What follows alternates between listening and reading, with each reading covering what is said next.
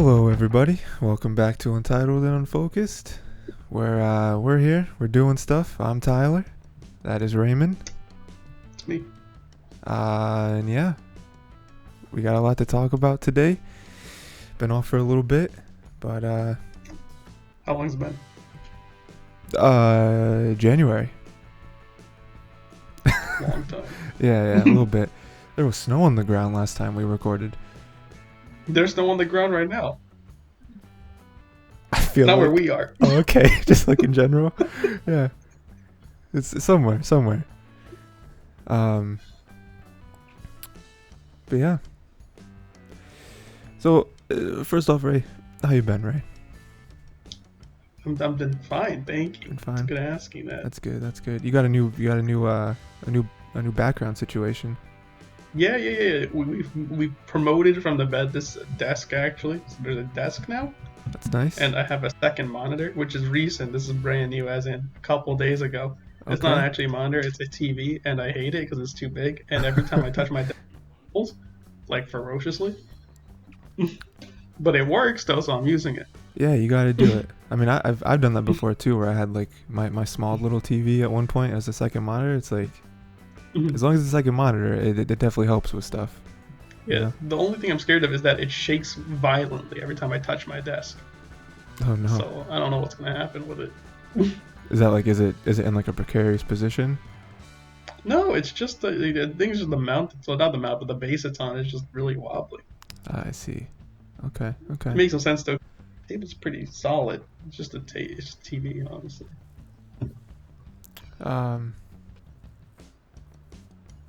So yeah, I got a lot of stuff written down, Ray.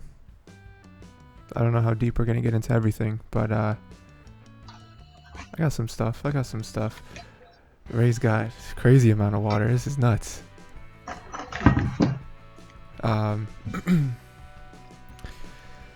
Let's see. Why don't we start with? Let's see, because okay, so I gotta remember how to do a podcast. It's been a So while. we're gonna cover a lot of stuff today. We're gonna cover a lot of anime, some Marvel stuff, and I got some book stuff planned as well. Talk about some books we did. This episode is gonna be a lot of catching up. Next episode is gonna be probably where it kind of finds its groove, but we'll be catching up in a lot of stuff. So why don't we start with anime, Ray? Okay. And I just want to talk about some stuff that I've been watching. Maybe you've seen as well.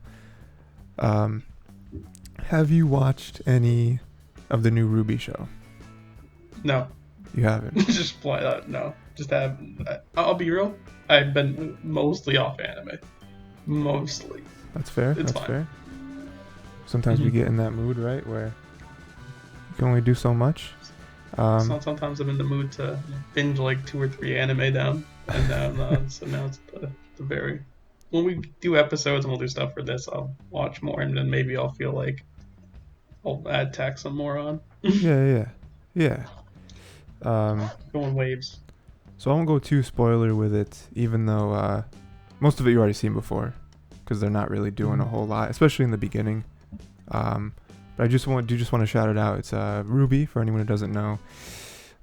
Pretty famous internet show. It became an anime, and they finally became a real anime. Where what was it? Do you remember? Is it Shaft who's doing it? I think it's Shaft. It's Shaft, Let me right? look that up because I have it up right now. While Ray's looking that up, yeah. So they got like a quote unquote real anime studio to basically make an adaptation of RWBY. And I was really excited for it because, you know, it's 2D, all about that 2D lifestyle. And I'll just say it's really good. I'll say you should definitely check it out, right? Even though a lot of story-wise, like I said, the first few episodes is sort of recap, I guess. Yeah, you got it? You got the answer? Yeah. What is it? It is Shaft. It is Shaft, okay. Yeah, I feel like I remember that because when it was announced, everyone was making the joke about like the shaft, like The tilt, yeah. like the tilt, yeah. But yeah, they made a real anime, and I feel like even if you've already seen the original RWBY, I think it's worth it to watch it because the fight scenes in the anime version are like times 10. It's crazy. It's nuts. Like like the first fight where RWBY jumps out of the like dust store. You know what I'm talking about? Yes. Where she has the Okay, headphones. You know, the one and The only time she's shopkeeper's ever an won. insane character, by the way. What happened? The shopkeeper's an insane character. Why is that? He just comes up in like a bunch of different episodes, if I remember correctly, for no reason. Yeah. I mean, In like original. he's the shop guy, you know. He's got to be there. Yeah. But yeah, no, it's good. I definitely recommend it. They towards the third episode they do get into some stuff that I don't remember. Like I remember watching it and being like, this is not. Listen, my memory's not that great. That starts delving from the canon, is what you're thinking. Yeah. Because definitely the first 2 episodes is like, okay, here's the RWBY team. They're chilling, Beacon, all that stuff. It's like, okay, I've seen this before. And then third episode is like, here's this weird like side story thing that might not be a side story, and it's turning into what the season's gonna be about. So we'll see. I don't know. But yeah, RWBY, very good. I've heard only one complaint about it so far. Yep. Is the lack of actual RWBY OST. Ooh, that's true. That is true. Yeah. Which is a shame because the music in the show isn't bad, but it's like, come on. That like the like I think opening. it's one of the big selling points of RWBY as well, is that it was the OSTs that came along with the music. Yeah. And set the tone. I mean, especially with like all the trailers and stuff too, like the Red trailer and all that. Like the score behind that was crazy. You know, like that initial Red trailer is like, I gotta watch the show. I don't even know what it's about. Every time I listen to Red trailer, this is not a joke. There's like this certain part in the middle that I always think of like the Pirates of the Caribbean moment, where like the in the first movie where the crew of the Black Pearl is going underwater as they're moving.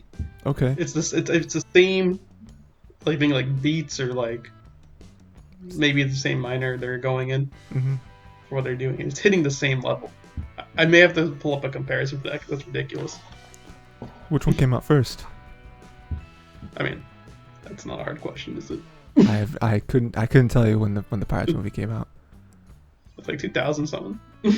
Okay, fair. Like the first one. Okay. Yeah. Okay.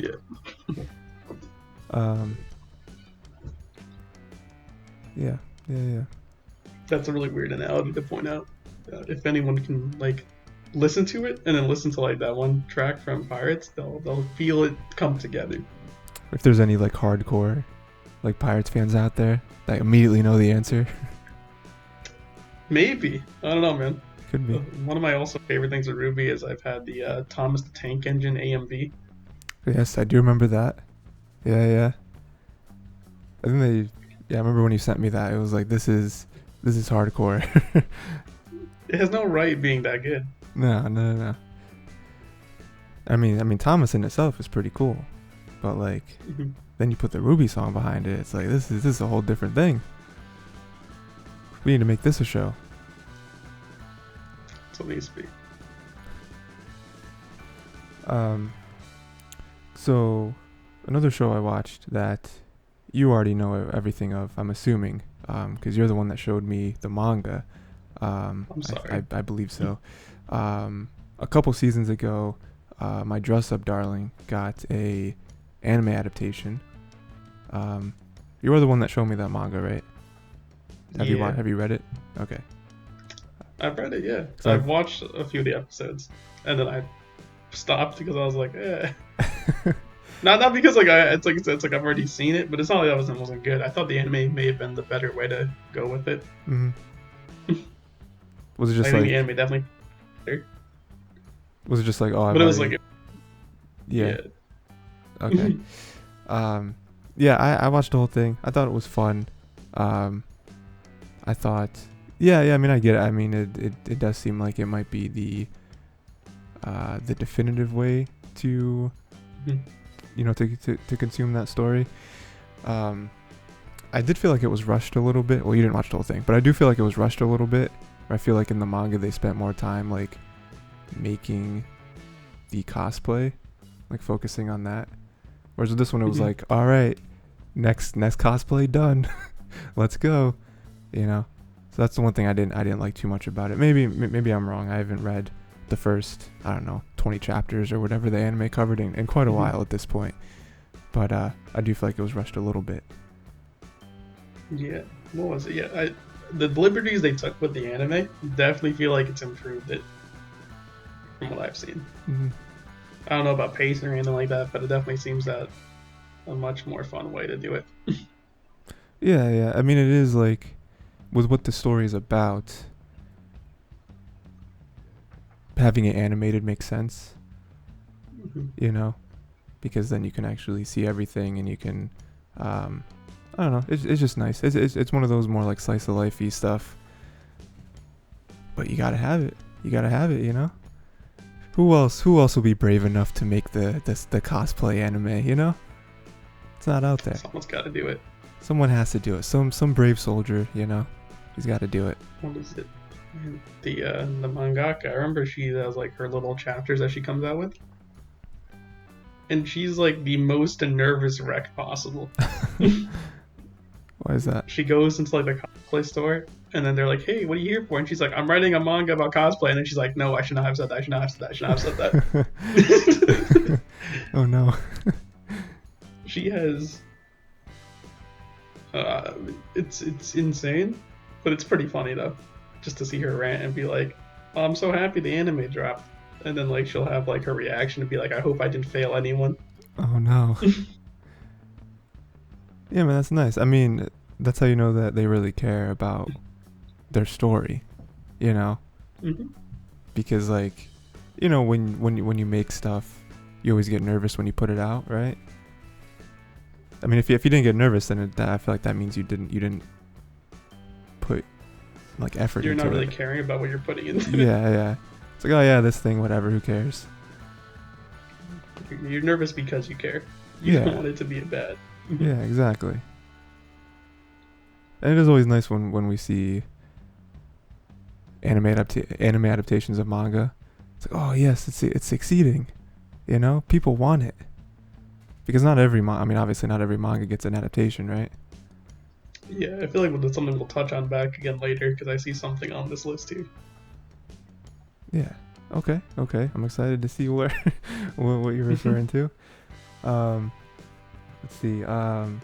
Next, do you know anything about Monster, the anime? Have you watched it? Have you read it? Have seen maybe like the first 5 or 6. That was a manga I've also read though, so. You read it. Okay. Cool. So, I started reading Monster. I believe you probably recommended it to me a while ago. It's like, yo, Monster's crazy. I'm sure. It's crazy, dude. It's so good. I've watched like half of it at this point.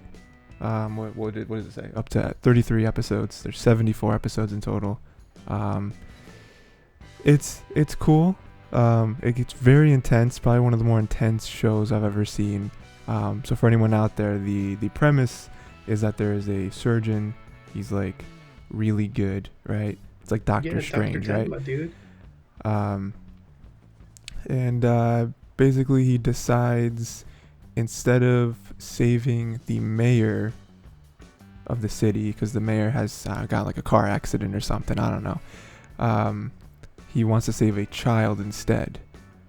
And on top of that, like, the child's condition is way worse.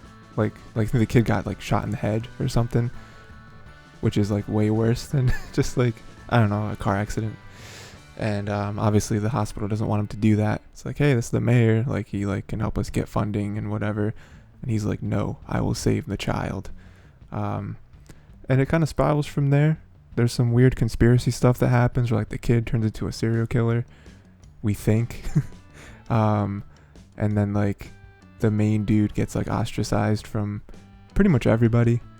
He goes on a spiritual journey, and he's basically framed as a serial killer himself, because it seems like everywhere he goes, people die. But he's really nice though. Like, to us, I mean, again, we don't know if it's like, not too many shows do this, but there are shows that have like what's the word I'm looking for? Narrators that lie. You know what I mean? Oh yeah, like unreliable. Unreliable. Yeah, you got it. You got it. I don't believe that to be the case, but it could be. You know, it could be the twist. But yeah, that's kind of where I'm at right now. Is he's still. I don't really want to spoil it too much, but like, yeah, we're still in the thick of it, right? We haven't solved anything yet. The conspiracy's getting deeper. There's some like Nazi stuff that's going on. Wasn't expecting it. It gets deep, dude. Yeah. It's really good though. I mean, this is definitely one of those shows where 74 episodes, a lot of episodes. That's a big commitment. But I don't think there's any filler. Like I don't think it's like, you could have skipped that episode. No, like, everything, like I said, it's very intense. It's very real. There's no like magic or anything. Because we on this podcast hate magic. I'm an avid magic hater, if that hasn't been known. What I just thought of? Remember those videos? I think they were the videos that you showed me, where it was like YouTube stuff, and it was people parodying David Blaine. Yes, you know what I'm talking about? Yeah, it's so funny. It's so stupid. Yeah, that's pretty much it for Monster. I mean, when I finish it, I'll finish it at some point.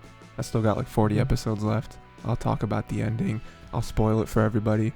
But as of right now, really good. Really good. Yeah. Let's see, my few thoughts on it. I think Johan is maybe one of the best written characters of legit any anime or manga.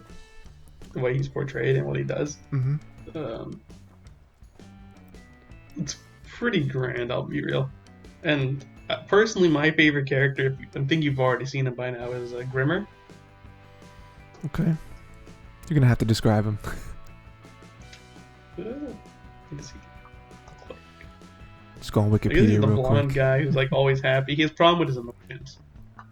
He has a problem with what? Can't really display happiness. His happiness. Okay. That sounds familiar. Like he doesn't know how to like show it. Sure. Yeah. Send an image your way. Oh, now I gotta look at the image. How am I gonna do that? It's okay. It's gonna be in here. Get the image now. Ridiculous. Grimmer. Make me do all this work. I'm sorry. It's really awful. I know. Not gonna log in. Okay, so the problem, Ray. I'm just gonna explain this for the audience. The problem is that I cannot get off you can't. this screen. Okay. Right let now. me text you then. A better answer is texting. Google Where did you put it? as an answer. I put it in the chat, but don't worry about that. Oh, I got it, Ray. Okay, yeah, Okay. yeah. I've definitely seen this person before. Yeah. Yeah. He's my favorite character. He also learned to shoot a gun. That was a whole arc. Monster great. Yeah, it's nuts. Let's see. Another show we got.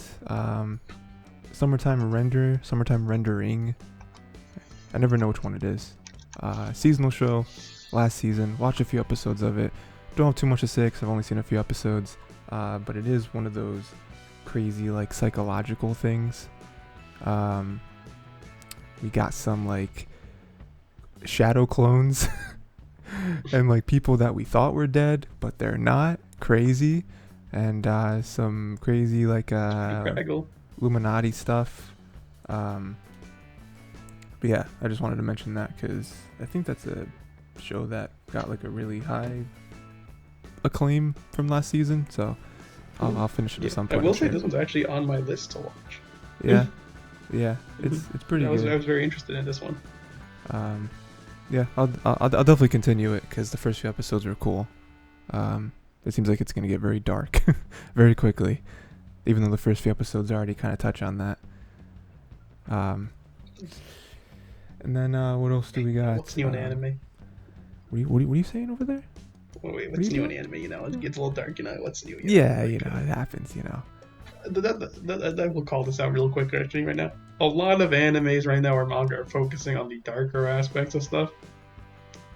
Because that's where we are right now. We're in an edgy world. Yeah. Edge is king. Yeah. It's got to be sharp. So like when you see like the couple animes that are more lighthearted, you're like, Yeah. yeah. Which there are some this season, which we will talk about that later. But there are some shows I was looking up and I was like, this just seems nice. You know? Nothing crazy, nothing, you know, not gonna be on the edge of my Happy seat. bubble, you know, you're happy just to watch it. Yeah, you know?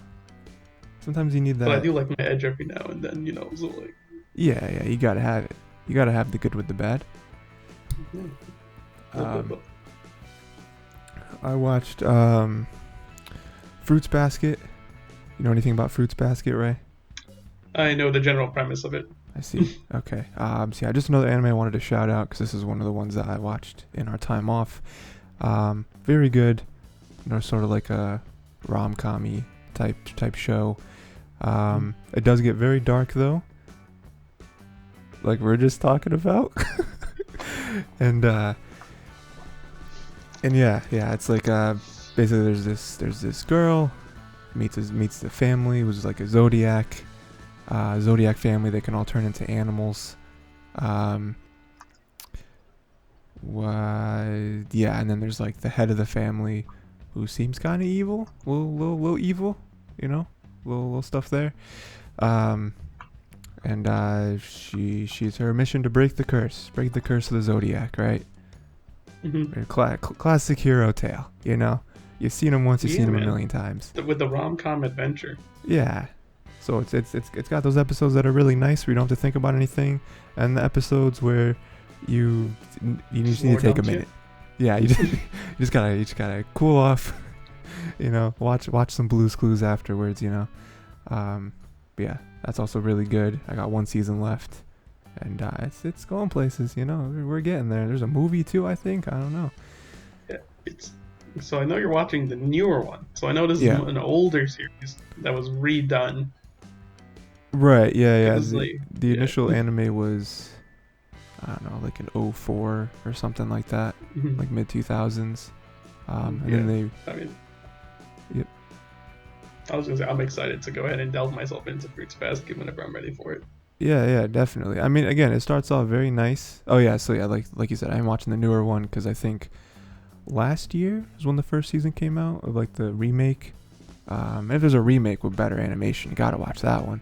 You know, and I'm sure the story changed a little bit too. But yeah, you know, it starts out very nice, and then I'd say like halfway through the first season, you start to unlock some secrets. You know, it's like the Da Vinci Code. If you ever watched that, I haven't, but you might have. I haven't either. So you just want to keep referencing movies that neither one of us have ever seen, and hoping the analogy fits. But yeah, and it does get really good. Like I think it deserves all the praise that it's gotten, because all 2 seasons, very solid, very good.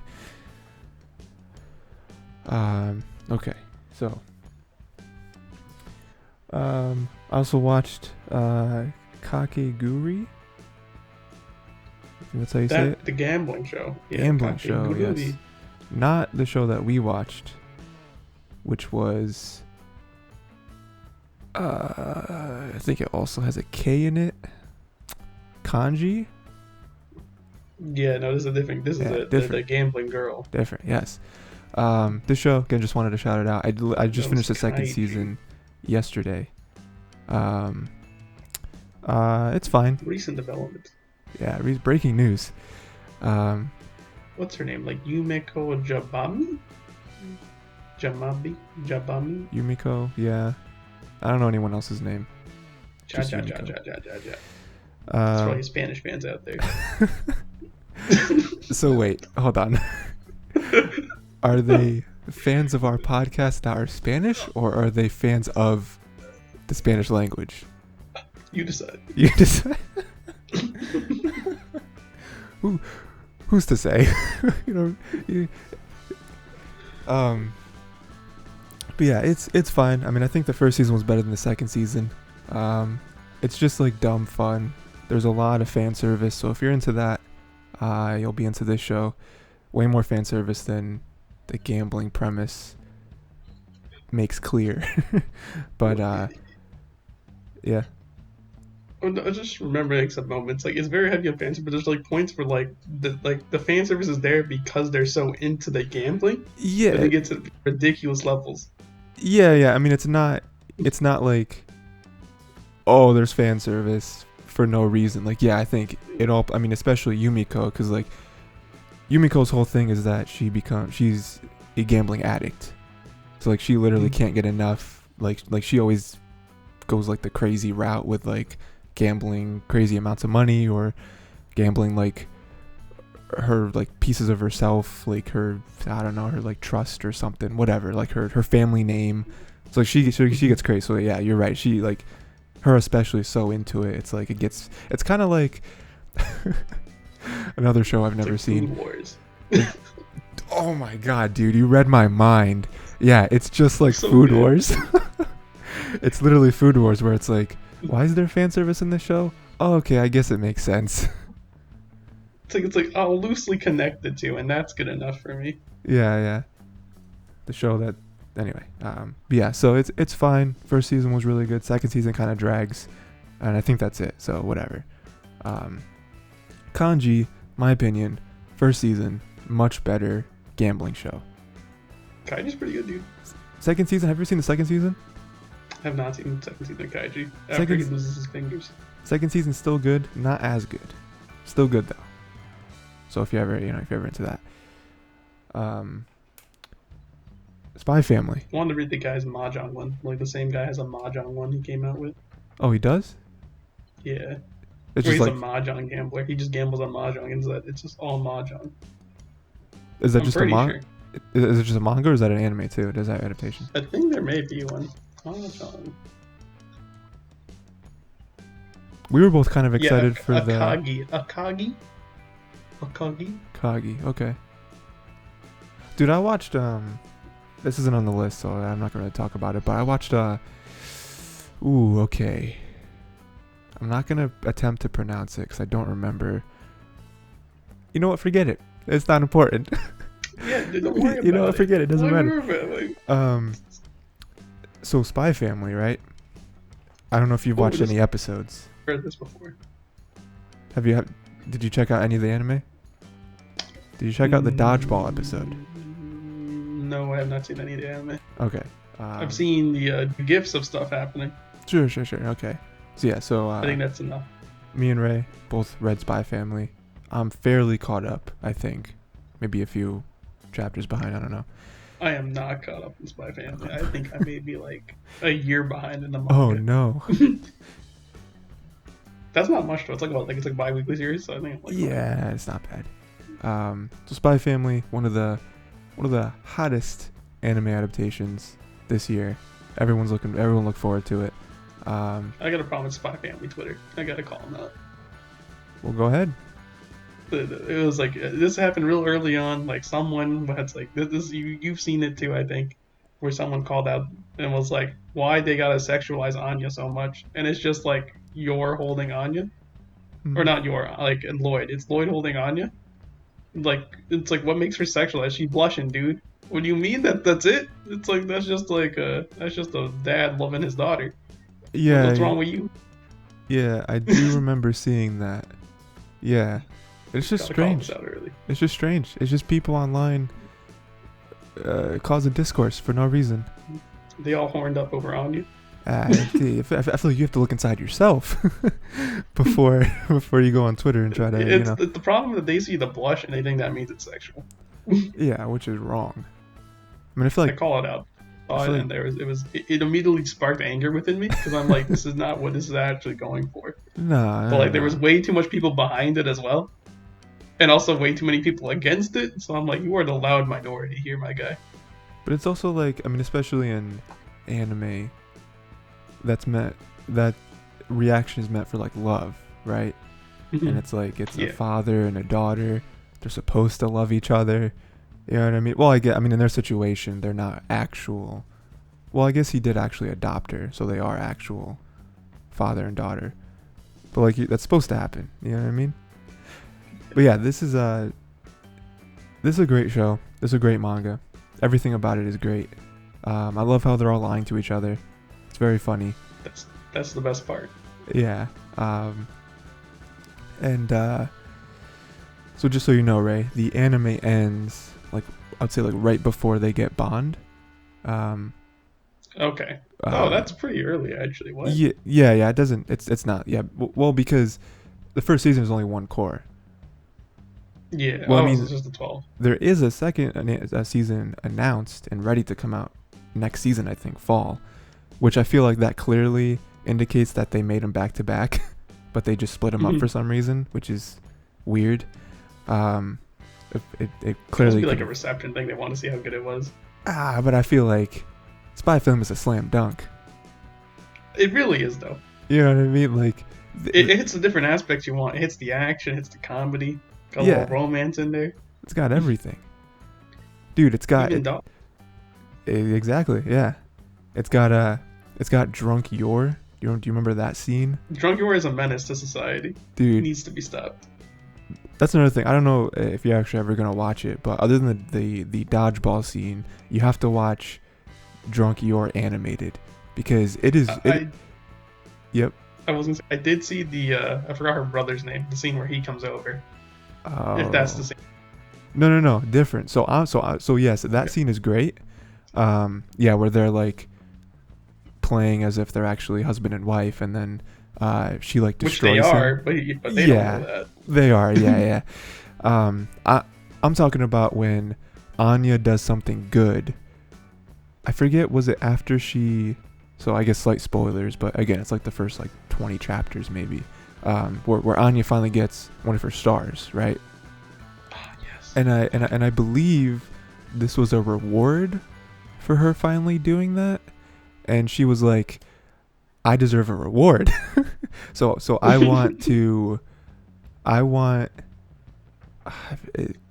she wanted to like be in one of those spy episodes of her like TV show that she likes. And so Lloyd sets up like a whole thing where they rent out a castle and like Lloyd is the spy, and then she's like he has to save her, right? And so Yor is there, and Yor is drunk, and I don't remember why Yor is drunk.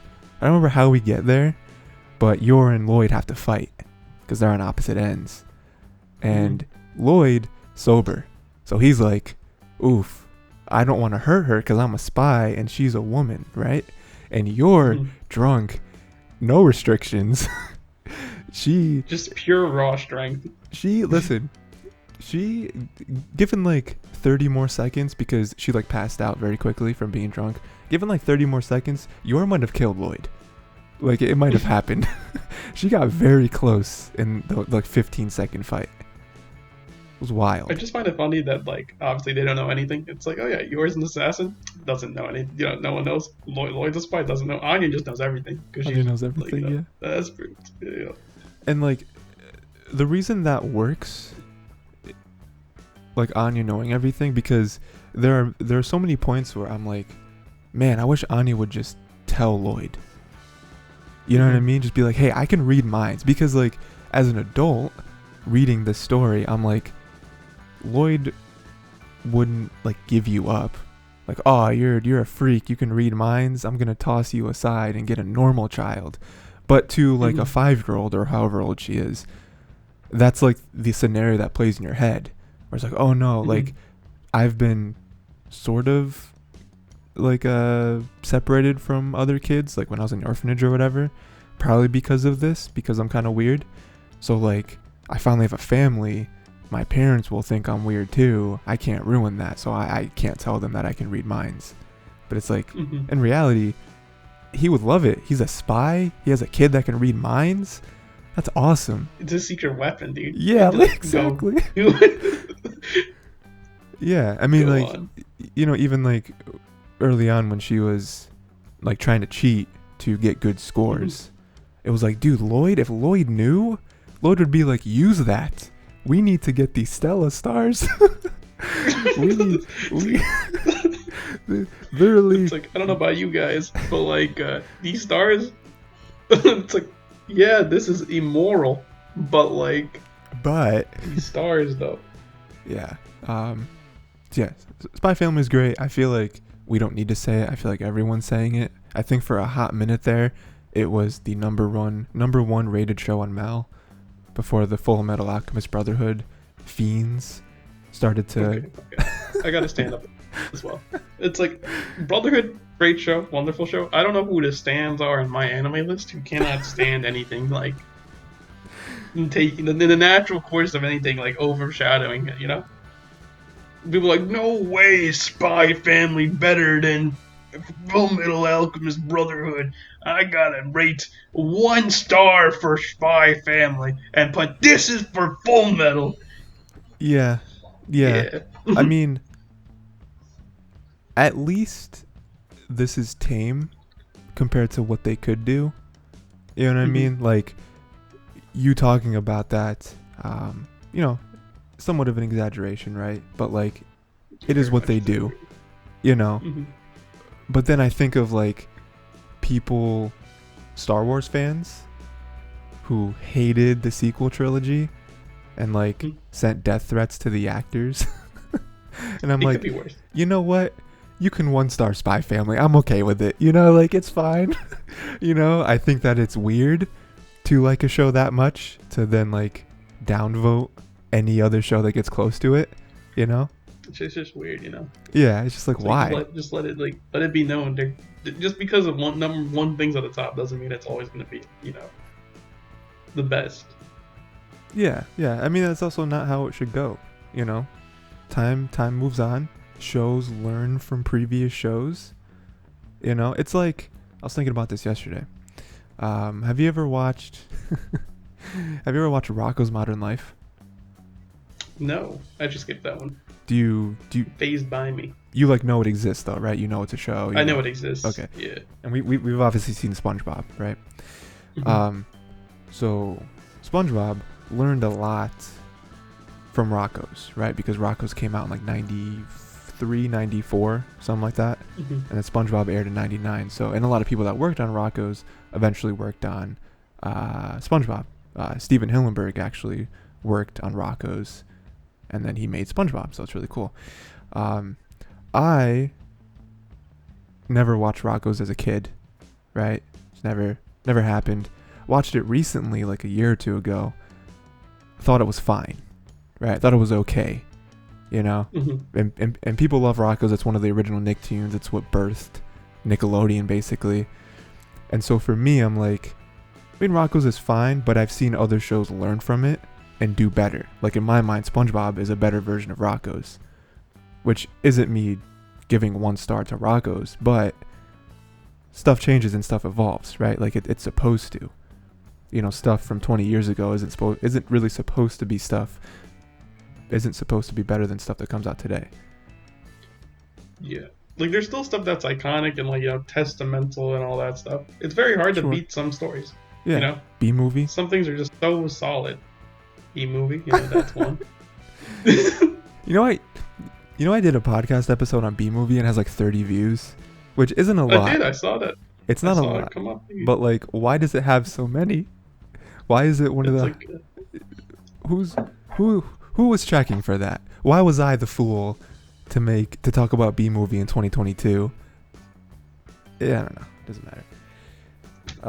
In case no one knows, by the way, I do generally look at the channel. It's not something I come out and say. I do look at the channel uploads, and sometimes I'll watch a video for a couple minutes and see, okay, this one's pretty good. That's nice, Ray. I have my little support to give. And sometimes I will go back and rewatch old podcasts just to see what stupid thing I was saying, because I forget the jokes. Dude, at some point, something I would like to do, and I'm not saying this is going to happen anytime soon, I would like to go back and listen to our old episodes of the show and like do, you know how like there's the RTAAs? Yes. I would like to do that for this one. I don't think there will be that many. I mean, we also don't have that many episodes, but I do think there's a few things there that, you know, that would be funny. Yeah, just an idea. The last show that I've watched, and I think I feel like you know about this, Ray. I don't know how much you've watched of it, but I watched Kaguya, Love is War. I'll be real. I did not watch season 3. I did watch season 1 and 2 though. Okay. All right. So I won't spoil anything because season 3 is a banger. Season 3 is the one. You can just go hard. Oh, I'm sorry. What happened? I'm caught up in the manga. Just go hard. Oh, you're caught. Oh, dude. Okay. Just go hard. So like this ends on the it's supposed to be the balloons and like the rooftop. Yep. Okay, so I'll tell you a fun fact later. So I'm just gonna say spoilers for this then, because it came out. It was last season. If you're not caught up in season 3 of Love is War and you want to be, you should be already. You know what I mean? Like if you're into Spoiler, just stop the video. Don't come back. You just leave. Yeah, don't listen. Unsubscribe. So Kaguya is a funny show for me because I remember when the adaptations came out and people were like, "Yo, this is crazy. This is the best rom-com ever made." And I remember watching the first couple seasons and being like, "It's cool," you know. Like I don't know why there's so much hype around it, you know. Toradora is better, right? It's classic. It's always back in Toradora. But season 3 came out and I watched that and I was like, all right, nah, you guys, you know what? I was wrong. You guys might be right. This might be the best rom-com ever made, because like it just hits so hard, and like it's such a gimmick show that it has no right being this good. You know, that's the best part. It's like what was that like Pop Team Epic or whatever? Yeah. Like that show, like that show for me can't last very long because it's just like we're a show. It's the same we're doing joke over and over. Yeah, we're doing wacky things in different ways. Mm-hmm. But like Kaguya works for me because I think a big part of it is the supporting characters. I think if it was only like Kaguya and the president, I think the show would get old very quickly. Mm-hmm. But there's so many characters around. It's the elements they add there. Yeah. I think a good comparison to something like Kaguya, even though it's not a rom-com, it's still a comedy. I would put Hinamatsuri on here. That's a good reason why to state, like why they kind of click the same way. Mm-hmm. Yeah. Because all the other characters, they have their own little side stories. Like there's even some cliffhangers at the end of season 3 with some of the side characters. I was like, ooh, maybe they'll, maybe something will happen there. But yeah, so spoilers, yes, there's the rooftop scene where there's the balloons, and Kaguya and the president, they confess to each other in a very weird, like non-conventional ways, where it's like the whole season they're basically building up to this, and they're like, oh, we finally reached the point where we're like, okay, I know we have this war, but if the other one doesn't confess before, what is it, like the spring festival or whatever, they don't confess before that, I'm gonna do it. I'm gonna do it myself, which is crazy because we've never, like, that's not the plan for either of them. And so that happens, neither of them do it, and they both do it, and then what was it? I think the president goes first, but he doesn't actually confess. He just asks Kaguya to go to Stanford with him, and it's like, I don't know if that counts. I don't know if that's like by the book, and then Kaguya actually confesses in like a real way, and it's great, man. It's awesome, and I haven't read the manga, so I am not sure how the show goes forward from here, because you would assume the war's over, but I mean there's a little bit in the 3rd season where Kaguya is like, well, the president didn't actually confess to me, like, he didn't actually say the words, so like maybe there's a little bit there. My prediction is that the war will continue, but it's like now the war is within a relationship, where it's like, oh, we're gonna see who does what, like who actually shows that they love each other more or whatever. And there's also the side characters, like I said. You know, I don't remember their names, but there's the only other dude in the in the club. Yeah, him, it's Ishigami, dude. He's our guy. Yeah, him and the girl who I think she's like the treasurer, right? And like they've always been looking out for each other. Ishigami's treasurer? I think he may be treasurer. Is she the treasurer? Well, it's like I think he's. It doesn't matter. The thing that's Ino, Miko Ino. Yes, yeah. You got it. Yeah, like those two. It's like they've always been looking out for each other, and it's like, oh, maybe there's something there. You know, third season ends. And then you got a Subject F. I don't know. I don't know what that is. She's Chica, dude. Chica. Okay. Yeah. She's Subject F. She's great. She's awesome. But yeah, great show. Everyone should go check that out as well if they haven't. Because like even without the story element to it, it's like watching their like dumb bits is awesome. Like their little battles and stuff. It's great. It's good stuff. And yeah, so I just also wanted to mention some, because there are we're going to talk about the season in a second, but I did want to talk about how there are a lot of sequels this season as well. I don't know if you noticed this, Ray. Some sequels that we've been waiting for a while. We got like Devil's a Part-Timer, season 2 coming out. Well, it's already out, but I do want to watch the first season of that. We got like Shadow's House, which I haven't checked out, but you told me the manga was good, so maybe I'll read the anime or watch the anime. The manga seemed good. I didn't just keep with it, but it seemed pretty good. Okay. Made in Abyss, finally, right? After getting 7 summary movies, we finally have a season. I think the movie one of the movies, I think the more new one was actually canon. Yeah, I think it's like the third one. You actually have to watch it. Yeah, I don't know. I just wanted to shout out some sequels that I might check out. I might check out like Overlord season 4 is out.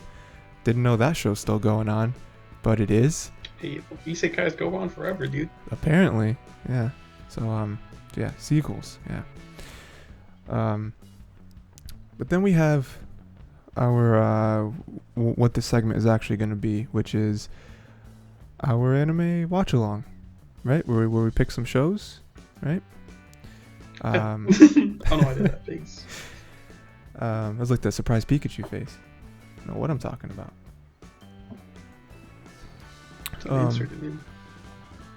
So Ray, do you know anything about this season? Have you checked it out at all? Seasonal anime. I feel like that's a no. I feel like that answers. I got my answer. What we got here? I feel like there's like 3 of them listed here.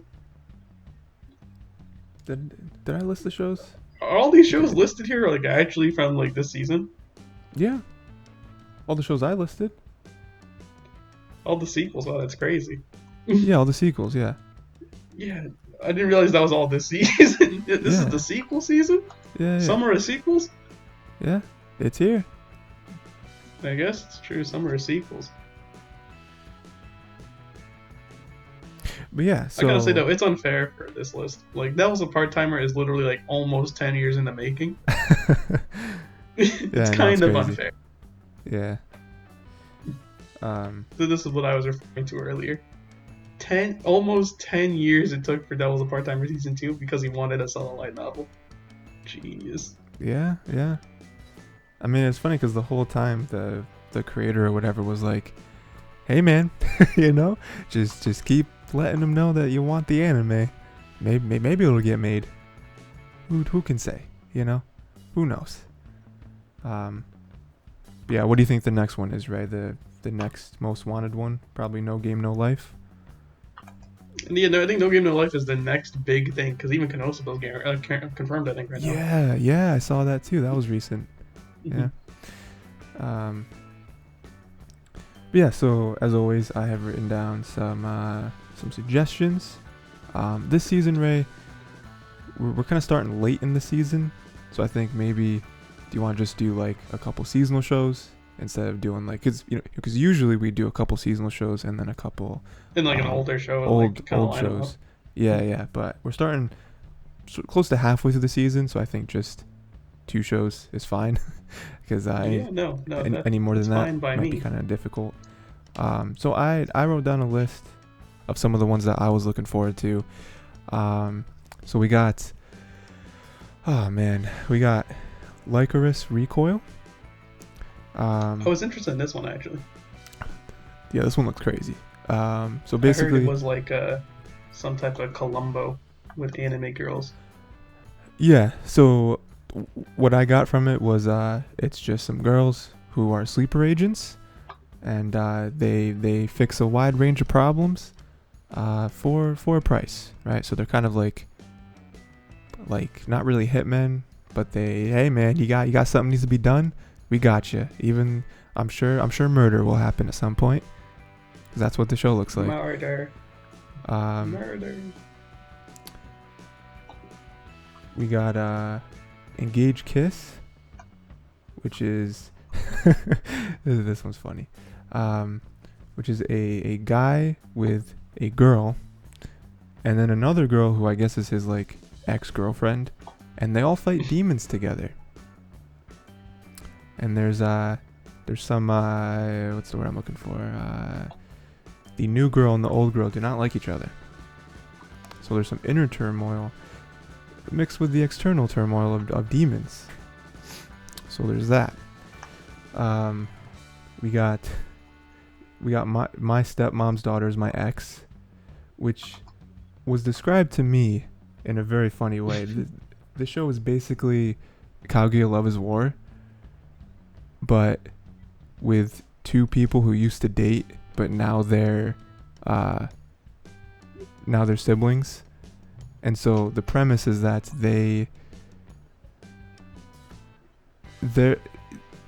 it's like a Cold War where their goal is to make the other one, I forget what it is. It's like their goal is to make the other one feel weird about the situation that they're now siblings.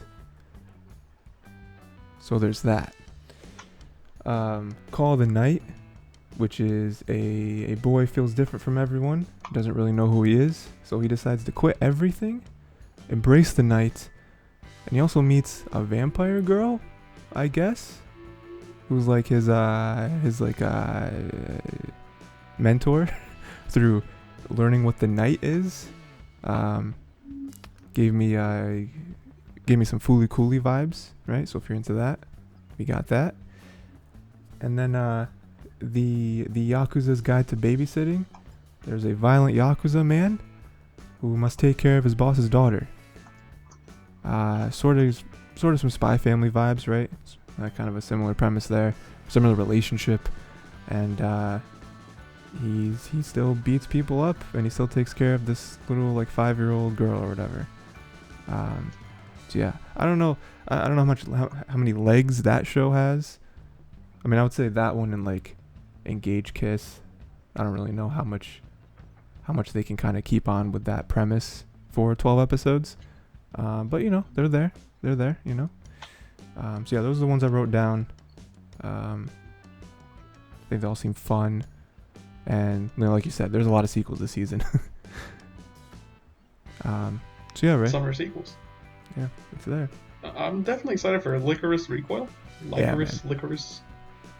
That one I was looking at, I'm like, yeah, I can do that. The other 4, honestly, I don't really mind any of them. They all seem pretty fun. My stepmom's daughter is my ex is a weird one to me. It feels like something that would have came out maybe like 10 years ago. yeah, I see that. Not saying that's a bad thing, but that's what it feels like. It feels like it's calling back to that era. Sure, yeah. Mm-hmm. Did you see any that I didn't mention? Were you looking through Mal just now? Yeah, I'm scrolling through. I've pulled up all the shows. Okay. Yeah, I mean that's kind of the same for me. I mean the whole like Lycoris Recoil was really the one for me where I was like, dude, you gotta watch this one. This one's looking nuts. And out of that, like I said, I think any of these shows could be good. I just don't know. I don't know. I want to see where they're ranked. There is a forehead gang anime here, the Sore Demo Ayumu wa Yosete Kuru. And you're saying a lot of words I don't understand. This is like the shogi rom-com one. I'd say read the manga for this one. I don't know if the anime is gonna be good, but it is Forehead Gang. This is by the same person who made the other Forehead anime. Okay. See, I say it like that, but then like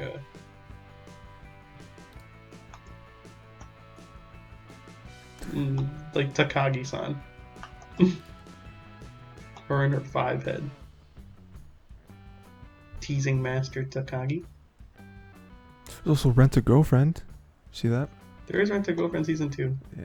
Did we watch the original one? We did. We podcast? did. Yeah, sure did. That could be an option because it's funny. I just like laughing at the bad things that happen in Rent a Girlfriend. I don't know if that's a good thing to say, but I mean, you know, his misery brings me joy. He just has nothing. He's not good at all. And watching him make the wrong decision makes it better.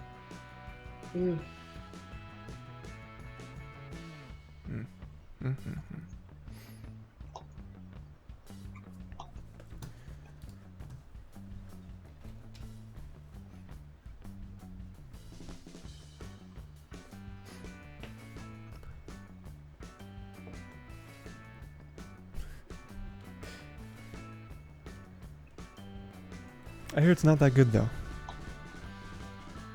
What? Rent a Girlfriend? Yeah. Second season. That's the I don't know how else I'm supposed to word it like that, but that's the point. I don't know what they expected out of it. No, you're right. You're right. You watch it because you know it's not that good. I don't know what else I'm pointing out there.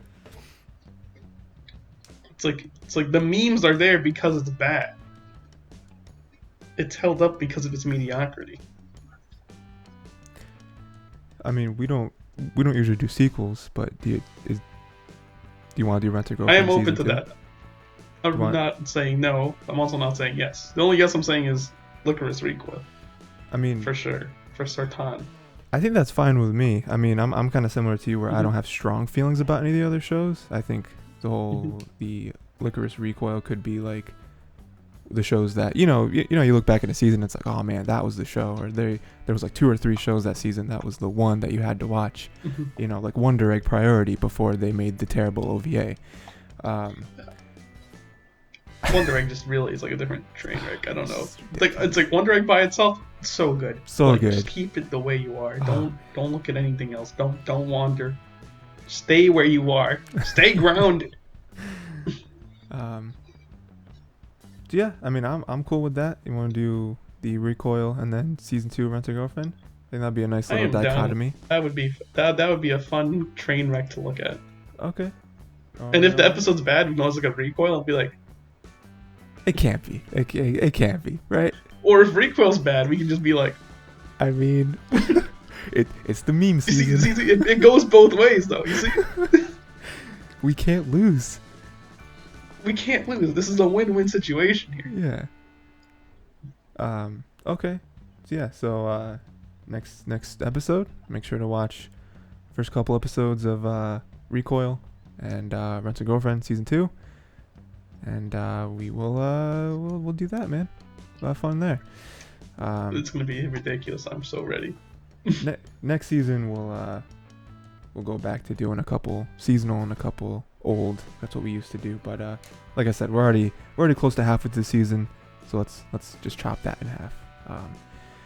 Okay, and then so here's another thing, Ray, that I talked to you about, and I think this will be fun to do. Especially again, shorter season, so we can. It's almost like the like test. Testing grounds. I can't think of the right word. Ground zero. Test the water. Yeah. Sure. So do you remember when I mentioned to you wanting to do an anime fantasy draft? We draft the anime? Yeah. So, I remember hearing you say that. I didn't know what exactly it meant, but I remember hearing you say it. Well, get ready because I'm gonna explain it. So I came to Ray with this totally original idea, never been done before, ever, forever. Um, there's an anime fantasy draft, right? And let me just explain the rules to it, I guess. So, if we enjoy doing this, we'll do this every season, because why not? Every season, we will, at the start of the season, well, I guess before it happens, we will pick some shows. I remember the draft now. Okay. Yeah. Okay, so a few different elements. Okay, so we'll have our just regular fantasy picks, right? We'll go back and forth. I pick one, you pick one, whatever, until we both have five shows and 2 movies. Okay, from the upcoming, about to happen season. And you want to make sure you pick good ones because you want to get points. The way points work is that we will use my anime list, because that is the definitive anime list. Shows and movies, they have rankings. It's till like the 100th decimal point, so it'll be like 9.21. And the way the point system works is that if your show gets over a 7, you get the points for however much is past a 7. So like if your show at the end of the season ends with a score of 7.50, then you get 50 points, right? Because it's the little 50 is past the 7. You understand? You can also lose points though. So if it gets under a 7, if it gets like 6.50, you lose 50 points, right? Because you picked a bad show. How dare you? And also movies, like I said, but we're only picking a couple because not a lot of movies come out. And then also a little caveat here that I put down. If your show ends up going past the season, we're just gonna end it at episode 13. So we're not gonna if you have a 2-core show, we're not gonna go through to the wait to see the score after episode 25. We're just gonna end it at 13 because it wouldn't make sense. It would be very convoluted. Okay, how about this, Ray? A little curveball. What if That was my head spinning. What if you pick a show that is about to start its 2nd core? Do you allow that? I'd say yeah, sure, why not? It's airing. Yeah? It gives you an idea of where it should be, so it's kind of weird to say. Sure, okay. It's almost a predicted pick, though. Yeah, that's fair. And then we'll have an opposite fantasy pick, where after we've picked all of our picks, using the word pick a lot, I will pick one of Ray's shows that I think is going to do poorly. Ray will pick one of my shows that he thinks will do poorly. And if we're right, then we get points, right? So I want to pick a show that I think is going to do poorly of yours, and if it does, then I get points because I was right and I'm a genius. Then lastly, we will have a like a gold star pick, where we're gonna do it halfway through the season, so about 6 weeks, right? We will each put a gold star on one of our shows or our movies, and this show's or movie's score doubles at the end of the season, right? It is somewhat of a double-edged sword there, because if it ends up tanking, like Wonder Egg, you will lose double points. So you want to be careful there. One thing I remember, Ray, you gave this great feedback where we want to we can only give a gold star to a show that has under an 8, a score of 8.0, because if we just give it to our slam dunk pink, that's not fun. If I just give it to Spy Family, it's like, well, all right, chalk it up. Looking at next season, if I pick Bleach, 1,000 Year Blood for it, I'm not gonna Yeah. What about shows like waiting that? For Bleach for how long? I was gonna say, what about shows like that? Are you allowed to pick One Piece? I don't know. No, that's anything that's a continuing show. I don't think so. Okay, Bleach is weird because it ends, and the season is starting back, but it's going to be continuing. So I don't think it should be picked. Right. Yeah. I mean, again, where we make this, we can kind of judge each other. You know what I mean? If you think this is good or bad, we'll be like, nah, you can't pick whatever, right? So yeah, Ray. So I thought it'd be fun to do that today. Again, shorter season, so it's not it's kind of us testing out the format. Kind of like a if you watch sports, there's a preseason and a regular season. You know what I mean? Preseason doesn't matter, right? No one watches preseason. It doesn't matter. So this is kind of our preseason, right? Because no one's gonna watch this. Oh my god. Okay, so classic. So Rayman, do you want first pick or do you want me to have the first pick? You hit me with the first pick. Oh my god. And I'll see a good example on how we're supposed to do this. You give me the ropes. Hold on, I have to write this down. Because I see your question might be, why don't you type it? Well, if you see how many tabs I have open, how many things I'm recording right now, my second screen does not have any room. Fun fact, actually, I don't have a mouse pad right now. I'm using a notebook. Oh, nice. So I just got my. Okay, so we're gonna do Tyler. We're gonna do Rayman. Those are our names. Who's who? We'll never tell. And okay, so do you remember when? Do you remember when you had the bit where you were like, one of us is untitled, the other is unfocused? That's really funny to me. Oh my god, dude! I'm surprised it didn't happen sooner. So, I mean, Dude, like, we're hilarious. Funniest people I know. So, just to go over it again, there are pretty much no restrictions for our main picks. Except for the, we're not gonna pick One Piece, whatever, right? Boruto, right? We're not gonna pick that. I wouldn't pick it anyway, because Boruto's not good. Boruto, but Boruto, you'd be stuck with that forever. Dude, I watched 4 episodes of Boruto and I was like, this is garbage. Who watches this? Okay, if you pick the continuing show, though, imagine you have to keep it on your list. Until it's gone. Okay, yeah. I will say that's funny, but I don't think it'll work because then we would have, the number of picks would be unbalanced. Different. You know what I mean? Because it's like, oh, well, 2 of your shows are continuous, so you're only going to get scored for this season for 80% of your picks. You know what I mean? So when it's just weird. Yeah. It would just be funny, but it wouldn't be good. See, the thing is, Ray, I want to pick, I'm just going to give out all the strats because why not? I want to pick Devil's a part-timer, but it's not doing that well. It's 7.5. You know what I mean? It's not doing great. Whereas Overlord, it's passing right now. I know it's all. And there's also some shows on here where I'm like, dude, these could tank. Made in Abyss could tank. It could tank, dude. That guy's got some weird obsession with lollies in there. I don't know what's happening there.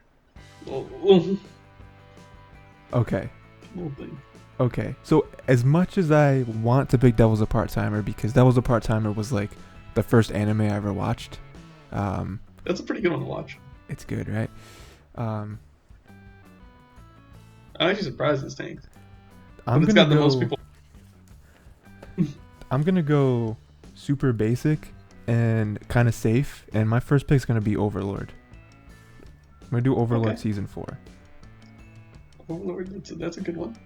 And my strategy behind that is it has a good score right now, and it's 4 seasons, so people have to like it. You know what I mean?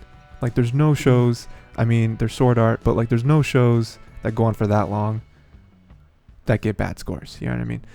Let me do a quick Google search right now on Mal. Let me do a quick Mal search real quick just to see if I can pull up one that has evidence of this happening. I mean, because how many shows can get that many seasons? I mean, Okay. I was about to say Fairy Tail final season or final series, but it comes to the barely passing point of 7.55. It's really, which is fair. I mean, what about something like Food Wars? Is the newest season of Food Wars have a high score? I feel like it has to have a medium score at least. It's the 5th season. Food Wars 2020 last season. 7.32. See, still passing. Mm-hmm. So either way, I feel like sequels, while kind of cheese, I feel like they will get points if they get that far. Against a 3rd, 4th, 5th season, it has to. Let's check Attack on Titan final seasons. Oh, dude, every season of that has got to be incredible. Are you kidding me? Every season at least a 7.5. Yeah, every season's pretty big, dude. It's like 8 point something, 9 point something here. It's huge. That's old too. Sometimes it's good to check them. I just want to see. So what is the fail score that we're looking at right now? Fail? So over under Yeah. 7. Over under 7. Yeah. Okay. And again, this is the preseason. You know, if we feel like we have to adjust any rules for next season, we're more than able to. But you know, this all the rules that I got right now. You know what I mean? Over under 7. So it is. There's some stuff So here. just to recap, I've picked Overlord season 4. It is now on to Ray. We're doing Hot Potato. On that note, I will follow with you in the same vein. I will do Pick Up Girls in a Dungeon Okay. season 4. Okay. In the same vein of that. That is a strong pick. That is respectable. It is on the same level as Overlord, in the same sense of it being a 4th season isekai, except it's not really an isekai. But I Right. kind of Pick Up Girls in the Dungeon. Is it wrong? Pick Up Girls in the Dungeon. I feel like it's an isekai, but it's not. It's just If it's not, fantasy. But it is though. Yeah, right, It yeah. follows like the same beats and stuff. I mean, it's not isekai because he's entered into another world. He's just already there. But it's not hitting the same. Is it would? It's just weird. I don't know. It's just too. The beats are too similar. It's Yeah. just I don't know, man. yeah, no, I get it. Yeah, you're right. So is it wrong to pick up girls in a dungeon? Season 4. That's Raymond's pick. Okay, so let's see what we got. Okay, so I'm gonna try to make this my last sequel pick because I don't want to go hard on sequels. Mm-hmm. I'm again gonna go in the same vein we've been in so far. I'm gonna hold confidence in Made in Abyss. Okay. I feel like again, part of me thinks, and again I haven't read the manga, so I don't know. Like maybe at some point like it gets bad or whatever. But I feel like people have been wanting this for a long time, and that could make people overly critical of it, which could work against me. But I think at least for this season, it'll work, and I will come out positive with that show. So Made in Abyss season 2. That is me. Okay. I am the Looking Abyss. through here. You're in the abyss. Oh no. I am the Abyss. Okay. Man, I was about to make a joke on top of that, and I feel like I would have had to cut it out. Oh no. Not because it was problematic, but it was very weird. It was a very weird joke. I had a terrible joke about like penicillin a couple of days ago when I was at no. work. Yeah, I was just like, it was like, you know, You're the only it was like, there was like penicillin. amoxicillin, there was penicillin, and I was like, well, this does have to go. And there was, some people can tie that one there, it really was not good. Yeah, I noticed it after I said it, and then my coworker was like, yeah, that's not it, chief. And I'm like, yeah, you don't realize it when it's in your head, but when you say it out loud, it just goes awful. And that Sometimes- joke does not deserve repeating. You know, sometimes you just gotta say it out loud. You know? I said it out loud, and my brain immediately said, that was stupid. No. Get it back. I mean, if we're on the sequel train, we'll make my last sequel as well. I'll follow with you on a sequel, but I'll see if I can do something like a little bit different than yours. Because you're going for like these like higher ones. I'll do Shadow's House season 2. Ooh, okay. That is not the one I thought you were gonna pick. So, if we're staying true to our word and we're not picking sequels anymore, I thought you would have went Classroom of the Elite season 2. See, that's what I thought you were going to think that I was going to say. So I actually went for the lower one on the list, which is Shadow's House. Shadow's House, yeah. Which again, first season did pretty well, and this one's doing pretty well too. So yeah, the not only bad. difference is the way Mal sorts. Mal sorts by people who are reviewing / added this to their list. Yeah. So that means Shadow's House is a less popular show, but it also means the numbers they give here are much more valuable.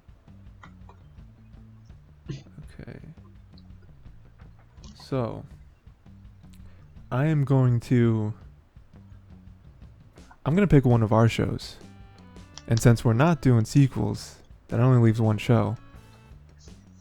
Lycoris Recoil. I have confidence in that show. I have not seen any of it, obviously, but the promotional videos and stuff that I saw of it that made me put it on our list in the first place, crazy. Absolutely nuts. And it just looks really cool. So I'm gonna go with that, and I'm gonna hold confidence in one of the Untitled and Unfocused anime picks. And just remember, I just want to throw this out there again.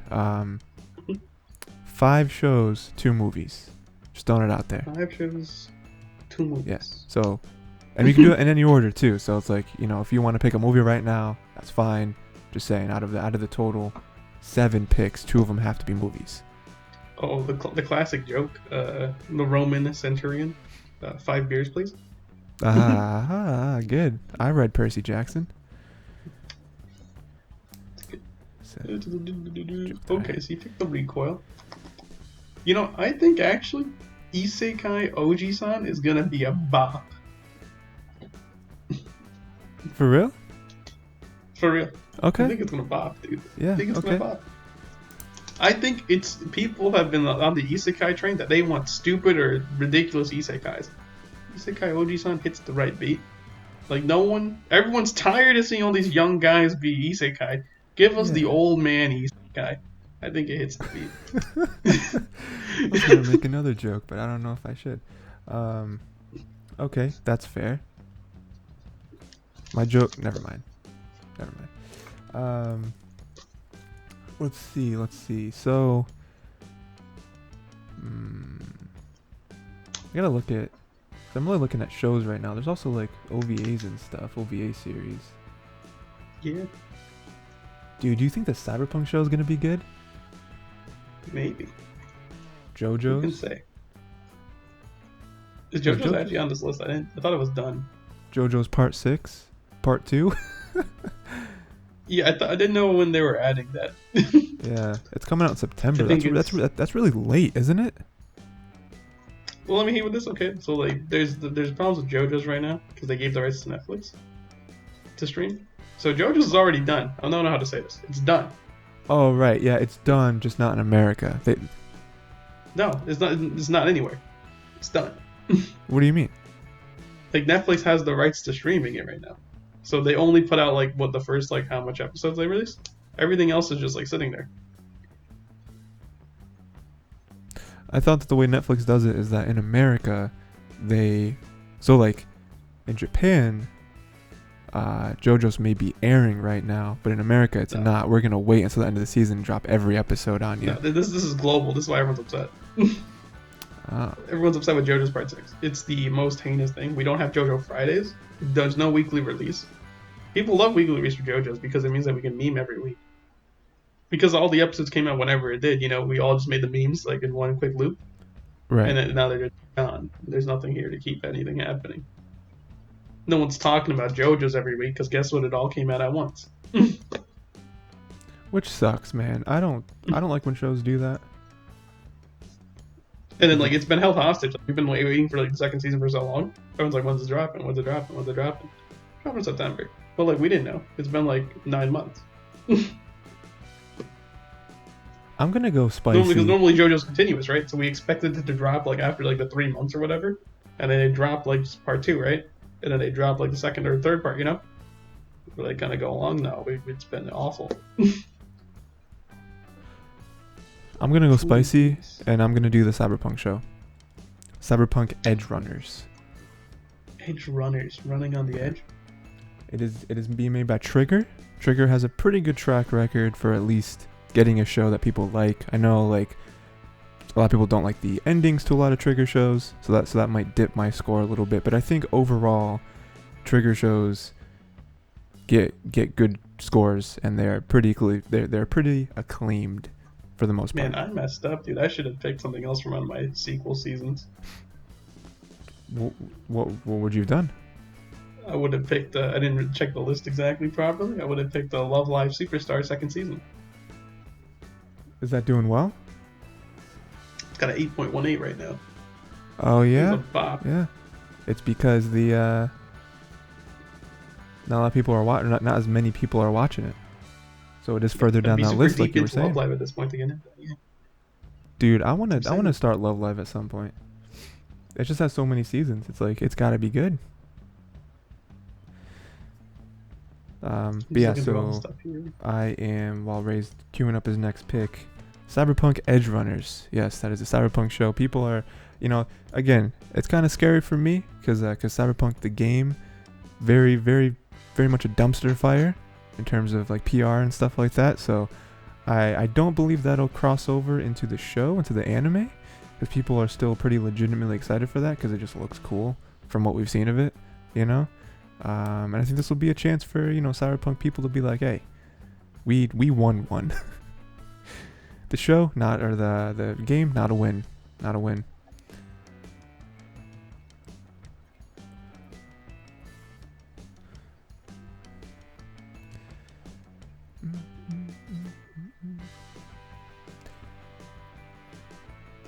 Yeah, man, while Ray's looking, I think wasn't I watching some anime yesterday? Let's see, I finished Kakegurui. That was cool. I forget what was next I was going to start. I was going to start something after that. I'm going to go with the 5-head pick. You ready? I'm going to take the shogi rom-com. I'm going to take Sore Demo, Ayumu wa Yosei Tekuru. Made by the creator of Teasing Master Takagi-san. Okay. I see. Whatever the ninja anime or Kunoichi anime he dropped was. They dropped. Okay, so this is... Okay, I'm going to write down the American version, which is how everything should be. An American. And will Ayumu make his move? Yeah. When will Ayumu make his move? Okay, yes. I have seen some stuff about the show. It looks fun. Looks like a fun show. Okay, so we got one more show pick, and then I can do 2 movies. Let's see. I feel like... Never mind. I'll talk about it after it happens, because I guarantee you the thing I'm thinking right now is going to happen. Okay, so right now, to tell you where I'm at, I'm kind of between... I want to believe in RWBY. I'll tell you that right now. I want to believe that people will enjoy it. Things to believe in. Yeah. But then I'm also kind of looking at the Yakuza babysitting show. That was on my list. Because I think that one is one of the shows. It's a safer pick. Yeah, it might be safer because it's kind of like a fun show. Like, I don't think we'll look at this show as like one of the best this season.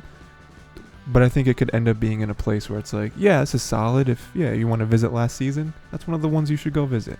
I don't think it'll end up as like a Lycoris Recoil where it's like, gotta watch it. But I think this might be like, but I'm gonna go spicy again. And I'm gonna do RWBY. Okay, you're believing. I mean, RWBY Ice Queendom. I enjoy.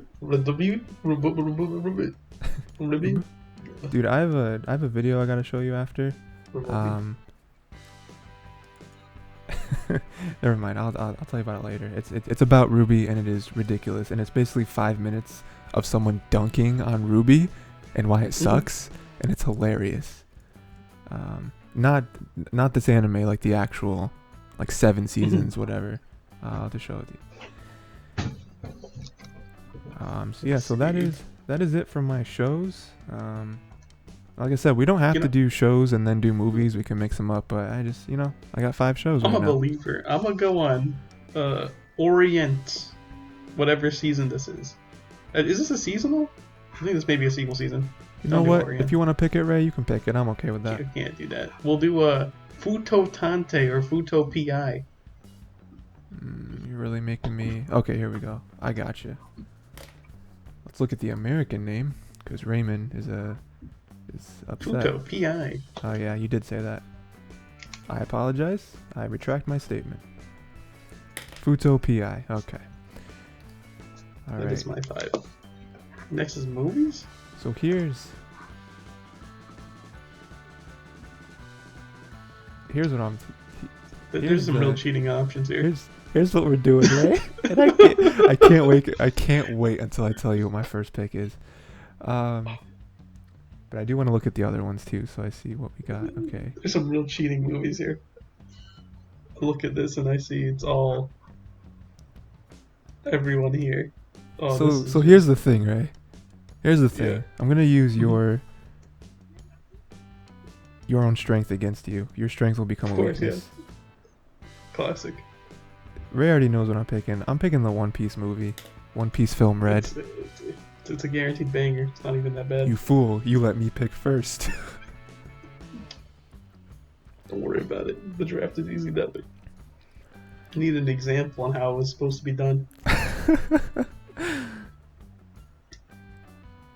I will go, if that's the case, I'm going to go with Sword Art Progressive. Yeah, actually. fair. Yeah, that makes sense. I believe Sword Art Progressive is not going to get below a 7.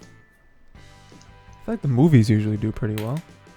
The movies do better than the anime because it's a single experience. They got to kind of can it and done. So I think Sword Art Progressive should be fine. Oh, here's something, Ray. These are movies. Yeah, these are movies. So if these have already come out, you can't pick it. Yeah. I was definitely gonna pick this Eurocamp? Eurocamp, yeah, because Eurocamp is cool, but it's already out, so I can't. I mean, I guess the score could change by the end of the season, like more people could see it, but I don't want to do that.